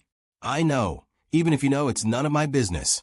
But this version of myself makes me feel disgusted. So I've decided to change. I'll start by finding my life's goal," Miss Colored Glaze said proudly as she flipped her hair. With a goal, there would be motivation. With motivation, people would have a strong will and would no longer be lazy. This was what Colored Glaze had learned. Hearing this, Ryudo gulped and asked doubtfully, "Then the target you found is, I, Kanzaki Colored Glaze, will become the world's #1 Majorei." Suddenly, Colored Glaze said in an impassioned tone, "I must become the Hokage, or I am the man who will become the Pirate King," which sounded quite hot-blooded at first. But this goal of hers, when she thought about it carefully, was very strange. After all, what the hell was the world's #1 extreme madam? This wasn't some glorious title. It was more like being a prisoner ready to be sent to prison at any time. But before Ryudo could recover from his shock, Colored Glaze pointed at him and said, "In order for me to achieve my goal, I must support you to become the world's #1 extreme madam. Do you understand?" "What? What does this have to do with me?" "Ah, so that's how it is." Suddenly, Ryudo seemed to understand Colored Glaze's logic. From her perspective, her goal of leaving the Kamiyoshi clan in a year or so was something she had to accomplish. In other words, she would definitely marry into the Rulon group and become Ryudo's wife. Since she was going to become an extreme madam, Colored Glaze didn't want to be an ordinary extreme madam. She wanted to be the world's #1 extreme madam. For the aimless Colored Glaze, she wanted to use this to light up a beacon of light for her future. Although it could also be a beacon of light, it didn't matter. After all, even if this sounded ridiculous for the current colored glaze, this was already the only life goal she could think of. If she couldn't leave the control of the Kamiyoshi clan, then she could only become the Zhaiwang. If she wanted to leave the control of the Kamiyoshi clan, then she had to marry Ryudo and become the Rulon group's wife. Obviously, compared to being the Zhaiwang, being the Rulon group's wife was better. Moreover, the Rulon group's wife could be upgraded to the world's #1 group leader's wife. After understanding colored glaze's meaning, Ryudo couldn't help but laugh. What, in the end, you still want to become my wife? Isn't that simple? You can do it now. Who said we should aim for something like that? However, Luli raised her eyebrows when she heard this. Her face was filled with disdain. Don't you want to be the world's #1 extreme madam? Isn't that my wife? Don't misunderstand. You're just my stepping stone. What? Colored glaze crossed her arms and said in a condescending tone, my goal is to become the world's #1 extreme madam, but you happen to have the potential to become the world's #1 extreme madam and save me from the palace. So I'm with you. It's that simple. What do you mean? Are you using me? That's right. So, no matter what you do outside, it has nothing to do with me. I won't care about you. Don't care. Speaking of this, Luli emphasized the word messing around, as if she was hinting at the scene she saw this afternoon. Huffed. However, after hearing colored glaze's words, Ryudo couldn't help but laugh. Good heavens, this fellow had been beating around the bush for so long, but in the end, he was still jealous. Colored glaze repeatedly emphasized that she and Ryudo were only using each other because she was dissatisfied with the scene of Ryudo being so close to Ryudo and Ruehue. Colored glaze wanted to break away from the country's control and not be the king of fast, so she had to rely on Ryudo. So it was difficult for her to separate from Ryudo in reality. Since it was impossible to separate them in reality, then it was better to separate them in spirit. Don't you like messing around outside? Then go do it, I'll ignore you. You be the world's #1 extreme madam, and I'll be the world's #1 extreme madam. Although we're in the same pond, we'll stay out of each other's way. You go through your sewer, and I go through mine. Humph. Humph. That's more or less what it means. After understanding what colored glaze was up to, Ryudo felt that her thoughts were a bit cute. She was like a little ostrich that wanted to bury its head in the ground and pretend that everything was calm outside. At this time, colored glaze was still standing straight. She raised her head high as she talked about her next step after becoming the world's #1 extreme madam. When the time comes, I'll destroy everything related to the king of fast. I'll burn all the shrines, palaces, royal families, and palaces in this country. They're all trash remnants. It's very uncomfortable to look at. Ahem. The world's #1 extreme madam. Aren't you tired of standing and talking? What? Just as colored glaze was passionately talking about a bunch of distant plans, Ryudo suddenly grabbed her wrist and pulled forward, causing the girl's body to fall forward. Ugh. With a slight sound, colored glaze was pulled to the ground and into the arms of Ryudo, who was sitting cross-legged. You bastard, what are you? There's nothing between me and Lady Ruehue. I don't know if there will be in the future, but there's nothing now. I was too tired today and accidentally fell asleep. She should be the same. It's that simple. Just as colored glaze was about to flip out, Ryudo hugged her body and stopped her from moving. He looked straight into her slightly cloudy eyes and said in a serious tone, as the saying goes, a man is the most charming when he's serious. Ryudo's charm was already at LV4, an international level warrior. Now that he was serious, it naturally made people unable to stop themselves. Thump, thump, thump, thump. So when colored glaze looked at his handsome face and seriously explained to her what happened, she couldn't help but feel her heart beat a lot faster. As expected, it's really like this. As I said, there's definitely nothing between him and mother. Cough, cough, cough. But even though she was ecstatic, colored glaze still turned her head and said in an awkward tone, what does it have to do with me if there's something between you and mother? Anyway, I don't know where my father is. Even if you become my stepfather in the future, I don't mind. Oh, Ryudo smiled slightly. Really? Of course it's true. Well, after all, Lady Ruihue is so beautiful and has a good temperament. If that's the case, I can consider getting closer to her in the future. You. After hearing that this stinky pervert wanted to get closer to her mother, Colored Glaze couldn't help but turn her head and wanted to scold him.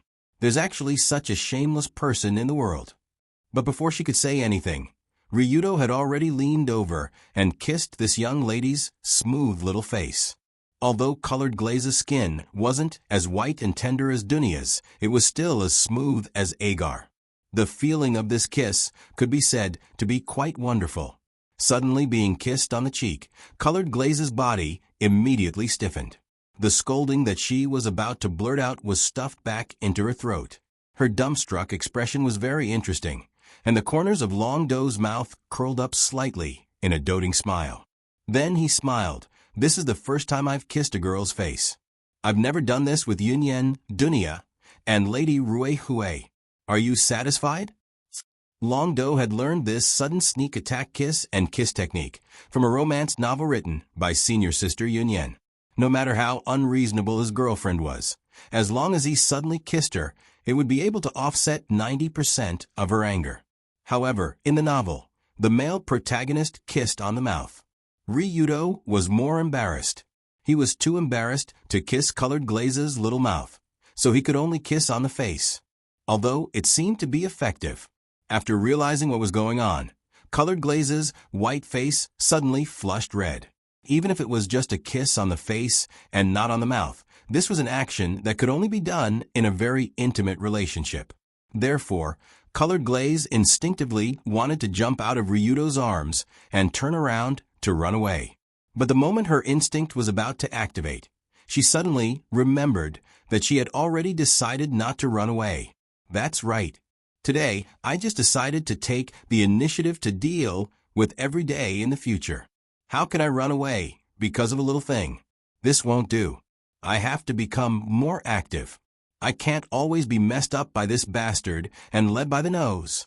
But what should I do specifically? That's right. Let's just do this. I'm going all out. Colored Glaze? Are you okay? Are you angry? However, Ryudo misunderstood Colored Glaze's hesitation and thought that it was a sign of anger. So he carefully leaned over and asked, wanting to see the expression on the face of this young lady who had her head lowered. In the next second, Colored Glaze suddenly raised her head and leaned forward. At the moment when Ryudo didn't have time to react. Chirp. He kissed her lips.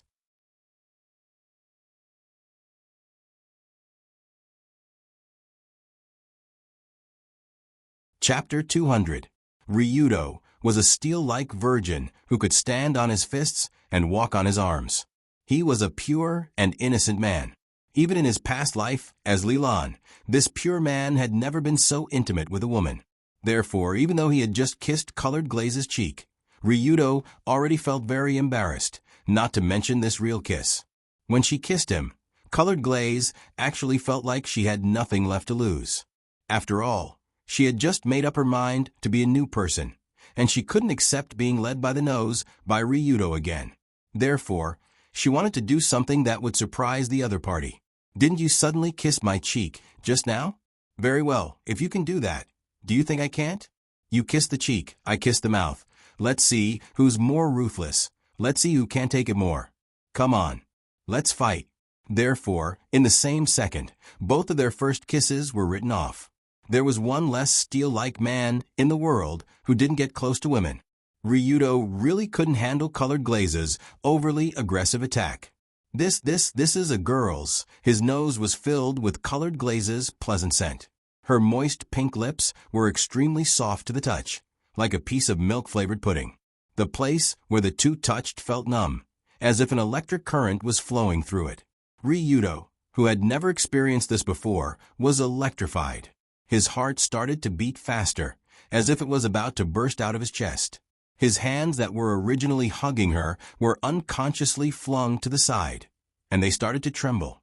His originally shifty eyes didn't even dare to look straight ahead. Instead, he rolled his eyes slightly. He was panicking. From all of Ryudo's current physical signs, it could be seen that he was really panicking. This kind of obvious panic on the surface made Colored Glaze, who was the one who initiated the attack, feel very satisfied. She even felt a strong sense of accomplishment in her heart. Humph, humph, humph. Ha ha ha ha ha. You can't take it anymore, right? If it wasn't for the fact that Colored Glaze's mouth was busy, she would have mocked Ryudo mercilessly. What a useless fellow. Isn't it just this level of lip contact? Isn't it just? Irk. Just as Colored Glaze thought of the word lips in her mind, she unconsciously focused her senses on the area where the two of them were in contact. It was fine if she didn't think about it, but when she suddenly realized what kind of state the two of them were in, Colored Glaze realized that there was a tingling sensation on her mouth. Science said that friction could produce electricity, which meant that there was a scientific basis for this. Their lips rubbed against each other, generating a small amount of electricity. However, this small amount of electricity made Colored Glaze feel as if she had been thrown into a massage chair that was vibrating at level 10. The vibration made her entire body go soft. Why? It's just a little bit of lip contact. Why would I unknowingly? Colored Glaze's entire body became soft, and she fell forward like a noodle. After noticing the change in the young mistress, Ryudo quickly hugged her, but he didn't move his mouth away. At this time, whoever moved first would be the coward, and a man couldn't be the coward. Her warm and fragrant jade-like body was soft and boneless, and it was quite comfortable to hug. If the intimate contact of their faces was added, the feeling was even more irresistible. Waves of stronger electricity seemed to spread from the point of contact, wrapping the two of them in it. In terms of this kind of intimate contact, not only did Ryudo have no experience, Colored Glaze had even less experience. So she didn't have the right to laugh at him. But after all, Colored Glaze was a smart person, and Ryudo was an old pervert. So they quickly entered the state and gradually immersed themselves in this strange contact. The location was Ryudo's private bedroom. This kind of private place had a somewhat special atmosphere. Coupled with the intimate actions of the two, it caused the air to unknowingly become hotter and hotter, and more sticky, filled with pink bubbles. After enjoying the soft touch of Lu Li's red lips, Longdo took a deep breath. He planned to make a mistake according to the description that he had read in novels and movies. He wanted to see if he could pry open a certain treasure and explore it.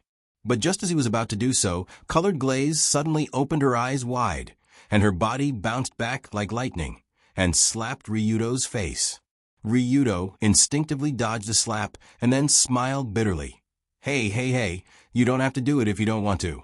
Where's the gentleness just now? But Colored Glaze's expression was bristling with anger, and she scolded, "You stinky pervert. What were you planning to do just now? You don't intend to do anything? I just reached in. Pooey. Blarg. Shameless pervert. Scum. $1%.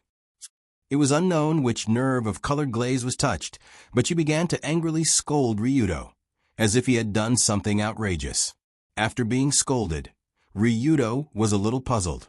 After all, you were the one who moved your mouth first, and I only leveled up a little. You don't have to be so angry, right? Could it be that I have bad breath? Ryudo breathed out and smelled his palms, and it felt fine. After all, he brushed his teeth 3 times a day, usually didn't eat garlic, and had the good habit of chewing gum. So he could only honestly ask, "Sorry, I didn't know you would be so sensitive to this kind of thing." This only shows how perverted your heart is. That kind of thing can only be done by married couples. But you were the one who took the initiative to kiss me? I didn't open my mouth. What you did was crossing the line. Do you understand? You're shameless. After she was done scolding, Lu Li turned her head around and moved her body to lie on Longdo's bed, looking as if she was saying, "I'm angry." It had to be said that Colored Glaze's view of intimacy was a bit strange. At least, Ryudo couldn't understand it. Kissing the face, okay. Hugging, okay. Kissing, okay. Deep kissing, no. What kind of strange view of intimacy is this? Speaking of which, what is our relationship now? Fiancé and wife. Ryudo's fiancé is theoretically Dunya, right? And he and Colored Glaze didn't have any parental matchmaking. So where did the unmarried relationship come from? Boyfriend and girlfriend? Ryudo's girlfriend is actually Yin-Yin? And the two of them don't feel like they're a couple, but more like they're competing with each other. After thinking for a few seconds, Ryudo found a way to describe his relationship with Colored Glaze, Schrodinger's husband and wife. They weren't engaged because the two of them didn't have a marriage contract, only a verbal agreement. They weren't boyfriend and girlfriend because the two of them didn't confess and accept the confession process. Right now, Ryudo and Colored Glaze's relationship was like Schrodinger's cat locked in a box. They were constantly in a state of husband and wife and stranger, which was really mysterious. But looking at Colored Glaze lying on his bed pretending to be dead, Ryudo felt slightly relieved. At first, when he accidentally slept with Madame Ruehui and was seen by Colored Glaze, Ryudo thought that it was over and that he would definitely walk into the worst possible ending. But he didn't expect that Colored Glaze seemed to have figured out something after jumping around outside, and suddenly showed signs of awakening. Especially that active personality. It was more like the capable and decisive Colored Glaze in the later part of the original work, not like the young lady in the early part of the work. Of course, Ryudo didn't expect Colored Glaze to take the initiative to the point of chirping. Although that feeling was pretty good. After thinking about the ecstasy just now, Ryudo couldn't help but lick his lips. He leaned on Colored Glaze's bed and asked with a smile, "As long as it's not too much, I can continue to kiss you in the future, right?" "Don't talk to me, stinky pervert. Get out of here." Colored Glaze's pretty face blushed when she heard this, and she picked up the quilt next to her to cover her head. "I may need to remind you that you're in my room now, lying on my bed, and covered with my quilt. You want me to get out? That's not good, right? Humph, during the time when I run away from home, this room will be used by me." It seemed that after awakening, Colored Glaze's face became extraordinarily thick. At this time, she didn't feel a trace of shame for using Ryudo's room, as if it was natural. Run away from home? Hearing this, Ryudo raised his eyebrows and asked, "You really plan to run away from home?" Madame Ruehui will be worried. She won't. Thinking about it carefully, this matter should be arranged by her. That old woman is the most insidious. Suddenly, Colored Glaze, who poked her head out of the quilt, grinned, and there was a trace of displeasure in her tone.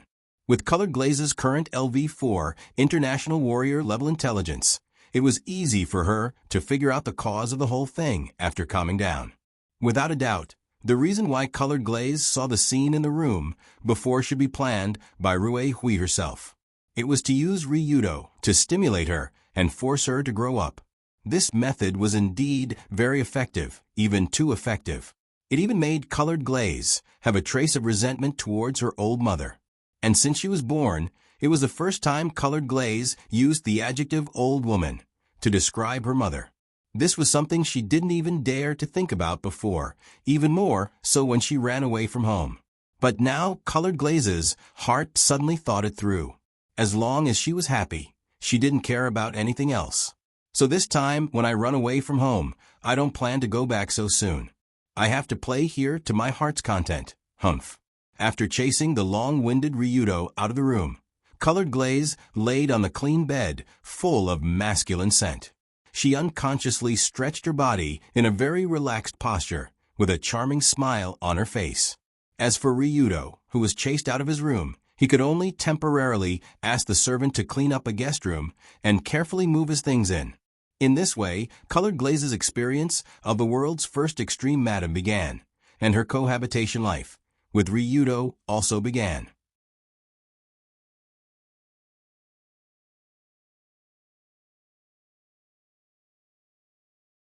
Chapter 201.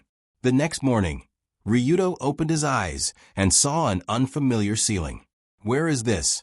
Did I cross over again?" He first rubbed his eyes, then got up from the unfamiliar bed and stretched his body. Of course, Ryudo didn't cross over. It was just that the place he slept in last night was the guest room at home. An unfamiliar guest room, an unfamiliar bed, an unfamiliar ceiling, an unfamiliar wall. And the main culprit that caused all of this to happen was naturally the young miss of the Chow family, who suddenly appeared. Speaking of which, Colored Glaze really did sleep in my room. How could she be so shameless? Ryudo got up to wash up and couldn't help but secretly ridicule her in his heart. But seeing that the young miss paid a kiss as accommodation fee yesterday, Ryudo didn't plan to continue ridiculing her. Instead, he returned to the bamboo forest where he usually trained and continued his daily training. The bamboo forest where Ryudo trained was not far from his original room. He could almost see it when he opened the door. Because he had recently developed a habit of practicing martial arts, he always woke up an hour earlier than the usual school time and ran to the small bamboo forest to train diligently. But Colored Glaze definitely didn't have this habit, so the young girl slept until around 7:30 before waking up. When Colored Glaze opened her eyes, she also saw an unfamiliar ceiling. Where is this? Was I kidnapped again? She first rubbed her eyes, then got up from the unfamiliar bed and stretched her body slightly. At this time, Colored Glaze was wearing a comfortable silk nightgown, exposing her round shoulders and beautiful collarbones to the air. The air in the room was still filled with Ryudo scent, which made Colored Glaze, who woke up, suddenly realize what she did yesterday. So embarrassing I want to die. After waking up, the first thing Colored Glaze did was to pick up a pillow and cover her red face, then crazily rolled around on the bed. She had forcefully rushed into someone else's headquarters and demanded to be the big sister. She had also taken the initiative to kiss someone else's room. In the end, she had even kicked out the owner of the room and occupied it. Was this really something a normal person would do? At least for the Colored Glaze, who had always followed the rules since she was young. The things that happened last night didn't seem to be her doing. It was as if she had been possessed by something strange. It seems that I was in a state of excitement yesterday, and I didn't act rationally at all. But forget it. What's done is done. There's no point in thinking about it now. Immediately, Colored Glaze got up, washed up, and put on her clothes and socks. Last night, the dancing costume company had already put all the daily necessities the young miss needed in the room. They also took Ryudo's things out of the room and cleared them out, so the Colored Glaze's life was not affected. However, when Colored Glaze had just put on the Dory First High School uniform and opened the door, she looked straight ahead and saw a familiar figure in the bamboo forest. It was Ryudo. Early in the morning, Ryudo had been diligently cultivating in the bamboo forest. Cultivating would cause one to sweat, and it was sticky and uncomfortable. Moreover, there weren't any females around, so Ryudo usually took off his shirt when cultivating. With Ryudo's current extraordinary physique, after a certain degree of training, the inside and outside of his body had almost reached the same level. In other words, the clothes he was wearing now were nothing special, but once he took them off, he looked like a well-built statue with distinct features.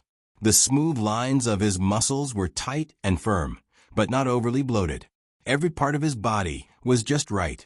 It didn't give people the feeling that his muscles were made of sticks. Instead, it felt like every inch of his muscles and bones contained explosive power. When he stood, he looked very stable, as if his feet were rooted to the ground. When he moved, his steps were nimble, and his momentum was like a meteor catching up with the moon. Especially when he punched, he used his waist as his shoulder, and his shoulder as his arm, and when he punched, his entire arm made a crackling sound like a whip, as if the air in front of him was blown away. Oh ho ho ho, so powerful. When she saw the figure in the bamboo forest concentrating on cultivating, Colored Glaze couldn't help but widen her eyes, and then she looked up and down with an admiring gaze. On TV, it was common to see bodybuilders posing in all kinds of wonderful positions for people to watch, but Colored Glaze only felt that those scenes were greasy. Ryudo was different.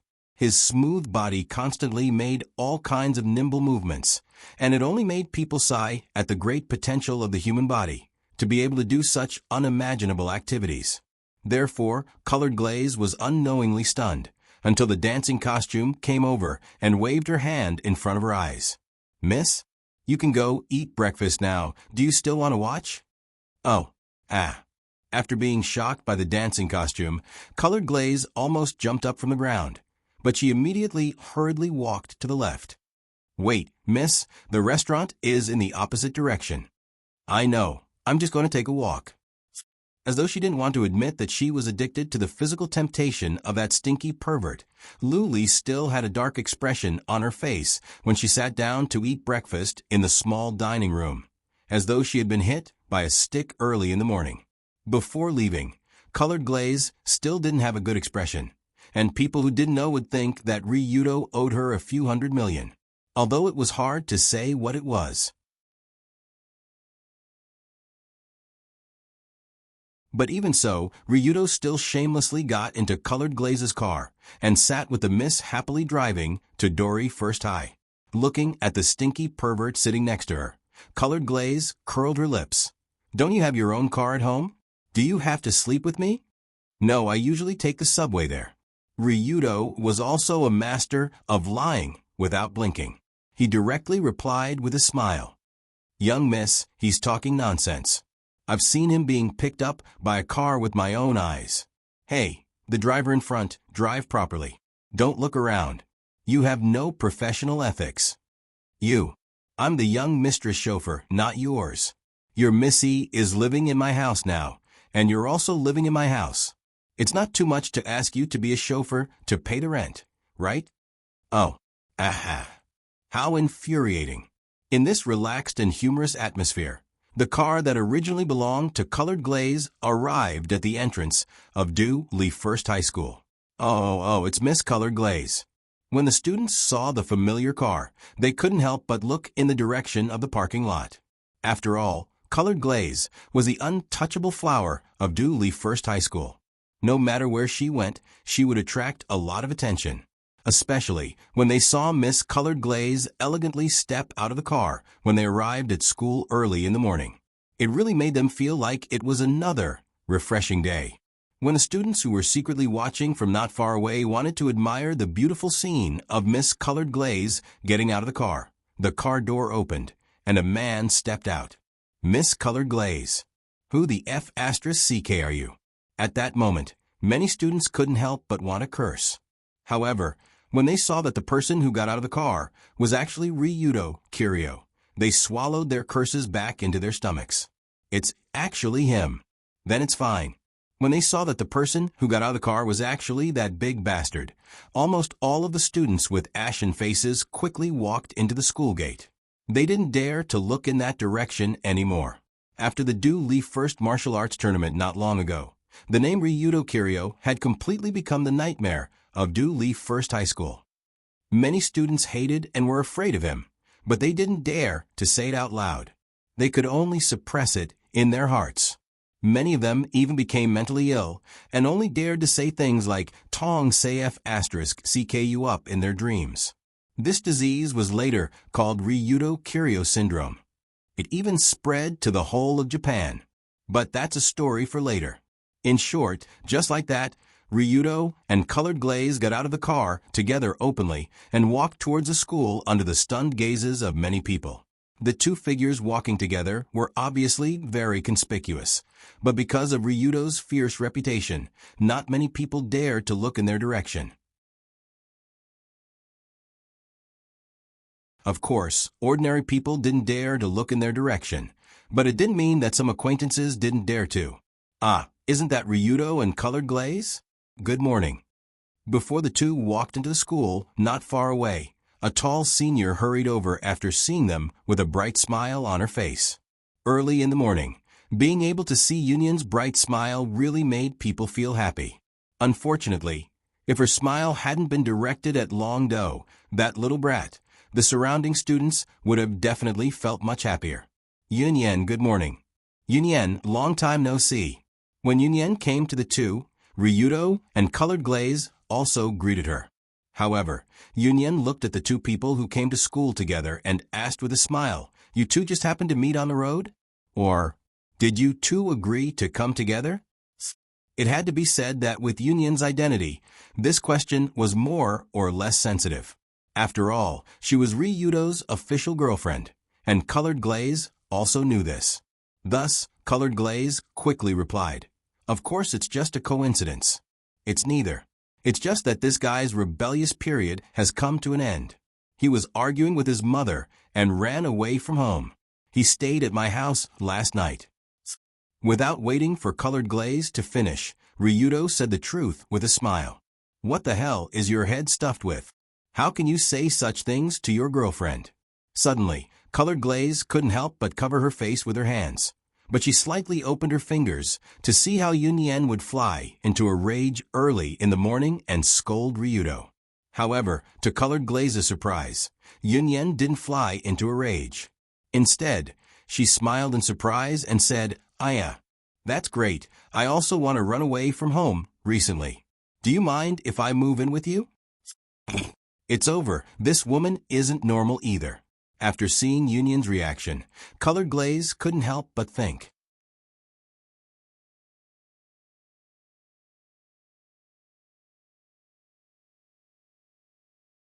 Chapter 202. Tsukujiri Yunyan, this senior, had always been a very mysterious existence in Colored Glaze's heart. The reason why she used mysterious instead of wonderful to describe her was because her heart was complicated. It was because Yunyan's inner thoughts were complicated and profound. It was difficult to understand them using normal theories and thinking methods. For example, when she heard that her boyfriend was living together with another girl, Yunyan's first reaction was, "That's great." It made Colored Glaze want to shout, "What the hell is this?" Did you see that? This is Yunyan's magnanimity. It's different from yours." At this time, Ryudo looked at the stunned Colored Glaze with a provocative gaze. At the same time, he glanced at her magnanimity that was very small compared to Yunyan's.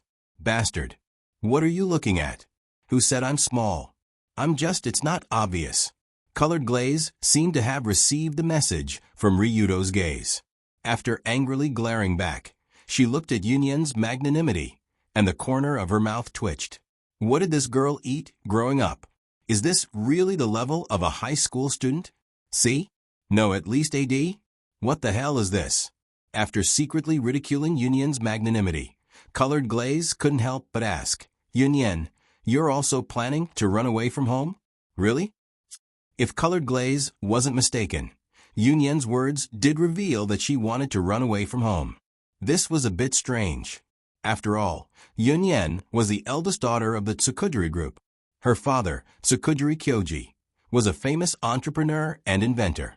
Her mother, Makoto, was a famous singer. The husband and wife were harmonious, the family was happy, and they both doted on Yunyan.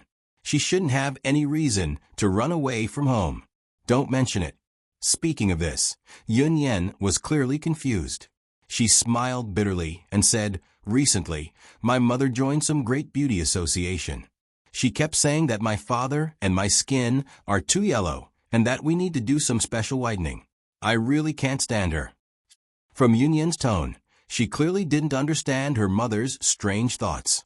We're all yellow-skinned people. Why do we have to go for special whitening and make ourselves so white? Isn't this against the natural order?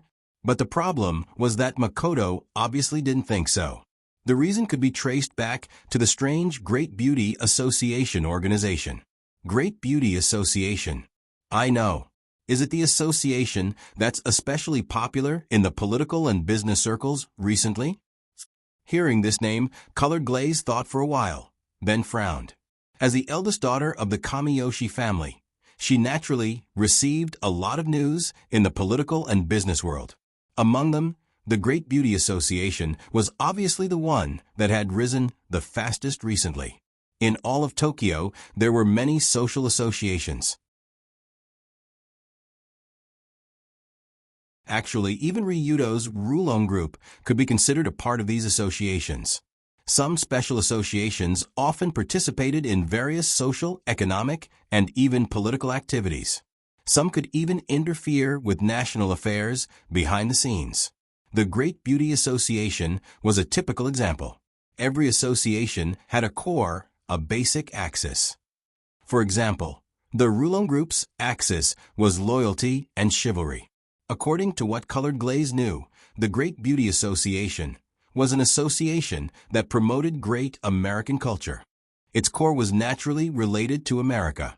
For example, all the members of the Great Beauty Association ate hamburgers, drank cola, and watched American movies together. They dyed their hair blonde and had to whiten their skin. The official language of the association was American English, and the emblem was the Statue of Liberty. From Colored Glaze's perspective, this association was truly absurd. This was because they pursued a Yamato when you enter, a beautiful person when you leave. They whitewashed people from the inside out, and from the outside in again. They whitewashed people in various ways. It could be said that it was almost to the point of morbidity. Such an almost morbid association should logically be a party for a small group of enthusiasts, but that wasn't the case. Before many people could react, the Great Beauty Association had already developed to the point where it had tens of thousands of members. There were also some famous people in the political and business world. For example, Union's mother, Makoto, was one of them. At this thought, Colored Glaze and the other two had already walked through the school gate. They were about to head to different school buildings. Yunyan, are you free this afternoon? How about we have lunch together? Thus, Colored Glaze invited Yunyan to lunch. It was obvious that she had something to discuss with her. Me? Really? Of course. Previously, Ryudo and Colored Glaze didn't invite Yunyan to their lunch gatherings. This time, they specially invited her, which made this senior very happy. She even skipped away. However, when Ryudo saw Colored Glaze's expression, he asked in confusion, "Is there a problem with the Great Beauty Association? Your expression seems to have changed." Of course, there's a problem. It's a big problem related to you. Colored Glaze glanced at Ryudo. She felt like she was looking at an idiot who didn't know he was being schemed against. It's related to me? When did I offend the people from the Great Beauty Association? The president of the Great Beauty Association is Father John. Although he makes himself look like a foreigner, he's actually Japanese. You should be familiar with his original name, Kawada Hideo. Kawada Hideo? Kawada. Ah, that bastard queen's brother? In an instant, Ryudo immediately remembered the names he saw when he was investigating Kawada. As the queen, Kawada had a brother named Kawada Hideo, who was the young master who stole the test papers that Ryudo beat up. He was Kawada Makaki's father. After the Runxia Alliance incident not long ago, Ryudo knew that he already had a deep grudge with the queen. He didn't expect to be connected to her family in this seemingly unrelated place. Great Beauty Association. This association, whether it was the name or the content, was led by America. If one thought about it carefully, their goal should be to destroy the native culture and the confidence of the people. They were definitely an organization that harbored evil intentions. Anyone with a brain could see that. According to Rue Hui, Kawada and America were inextricably linked. They might even be a pawn sent by the other side. Kawada Hideo changed his name to Father John and did this weird cultural invasion. After all, he was a traitor. He wouldn't tremble in fear if he did something like this. However, how the siblings rebelled was none of Ryudo's business. Whether or not the culture of this stupid country was invaded had nothing to do with him. What made him feel troubled was the grudge between him and the siblings. As the elder sister, the plan that she came up with was completely destroyed by Ryudo. As the younger brother, the son that he raised single-handedly was beaten up by Longdo. Longdo wouldn't believe that the other side wouldn't take revenge on him even if he was beaten to death.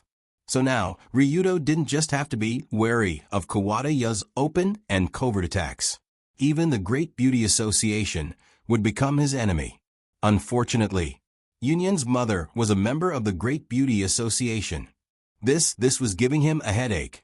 If one day Ryudo had a conflict with the Great Beauty Association, and Union's mother happened to be inside, the situation would be too scary. Colored Glaze had obviously expected this. That was why she asked Union to come over for lunch. She wanted to talk about Union's mother, Genshin. No matter what, she had to get Genshin to leave the association. Otherwise, Ryudo would be in the way when he did many things in the future. After the association found out about the relationship between Yunyen and Ryudo, they might even take advantage of it and cause an irreparable gap between Ryudo and Yunyen, or Yunyen and Jinshin. If that was the case, who could stand it? His future mother-in-law going against him. That would be too humiliating. So during this morning's class, Ryudo didn't do anything. He just flipped through the information about the Great Beauty Association that Sensible found for him.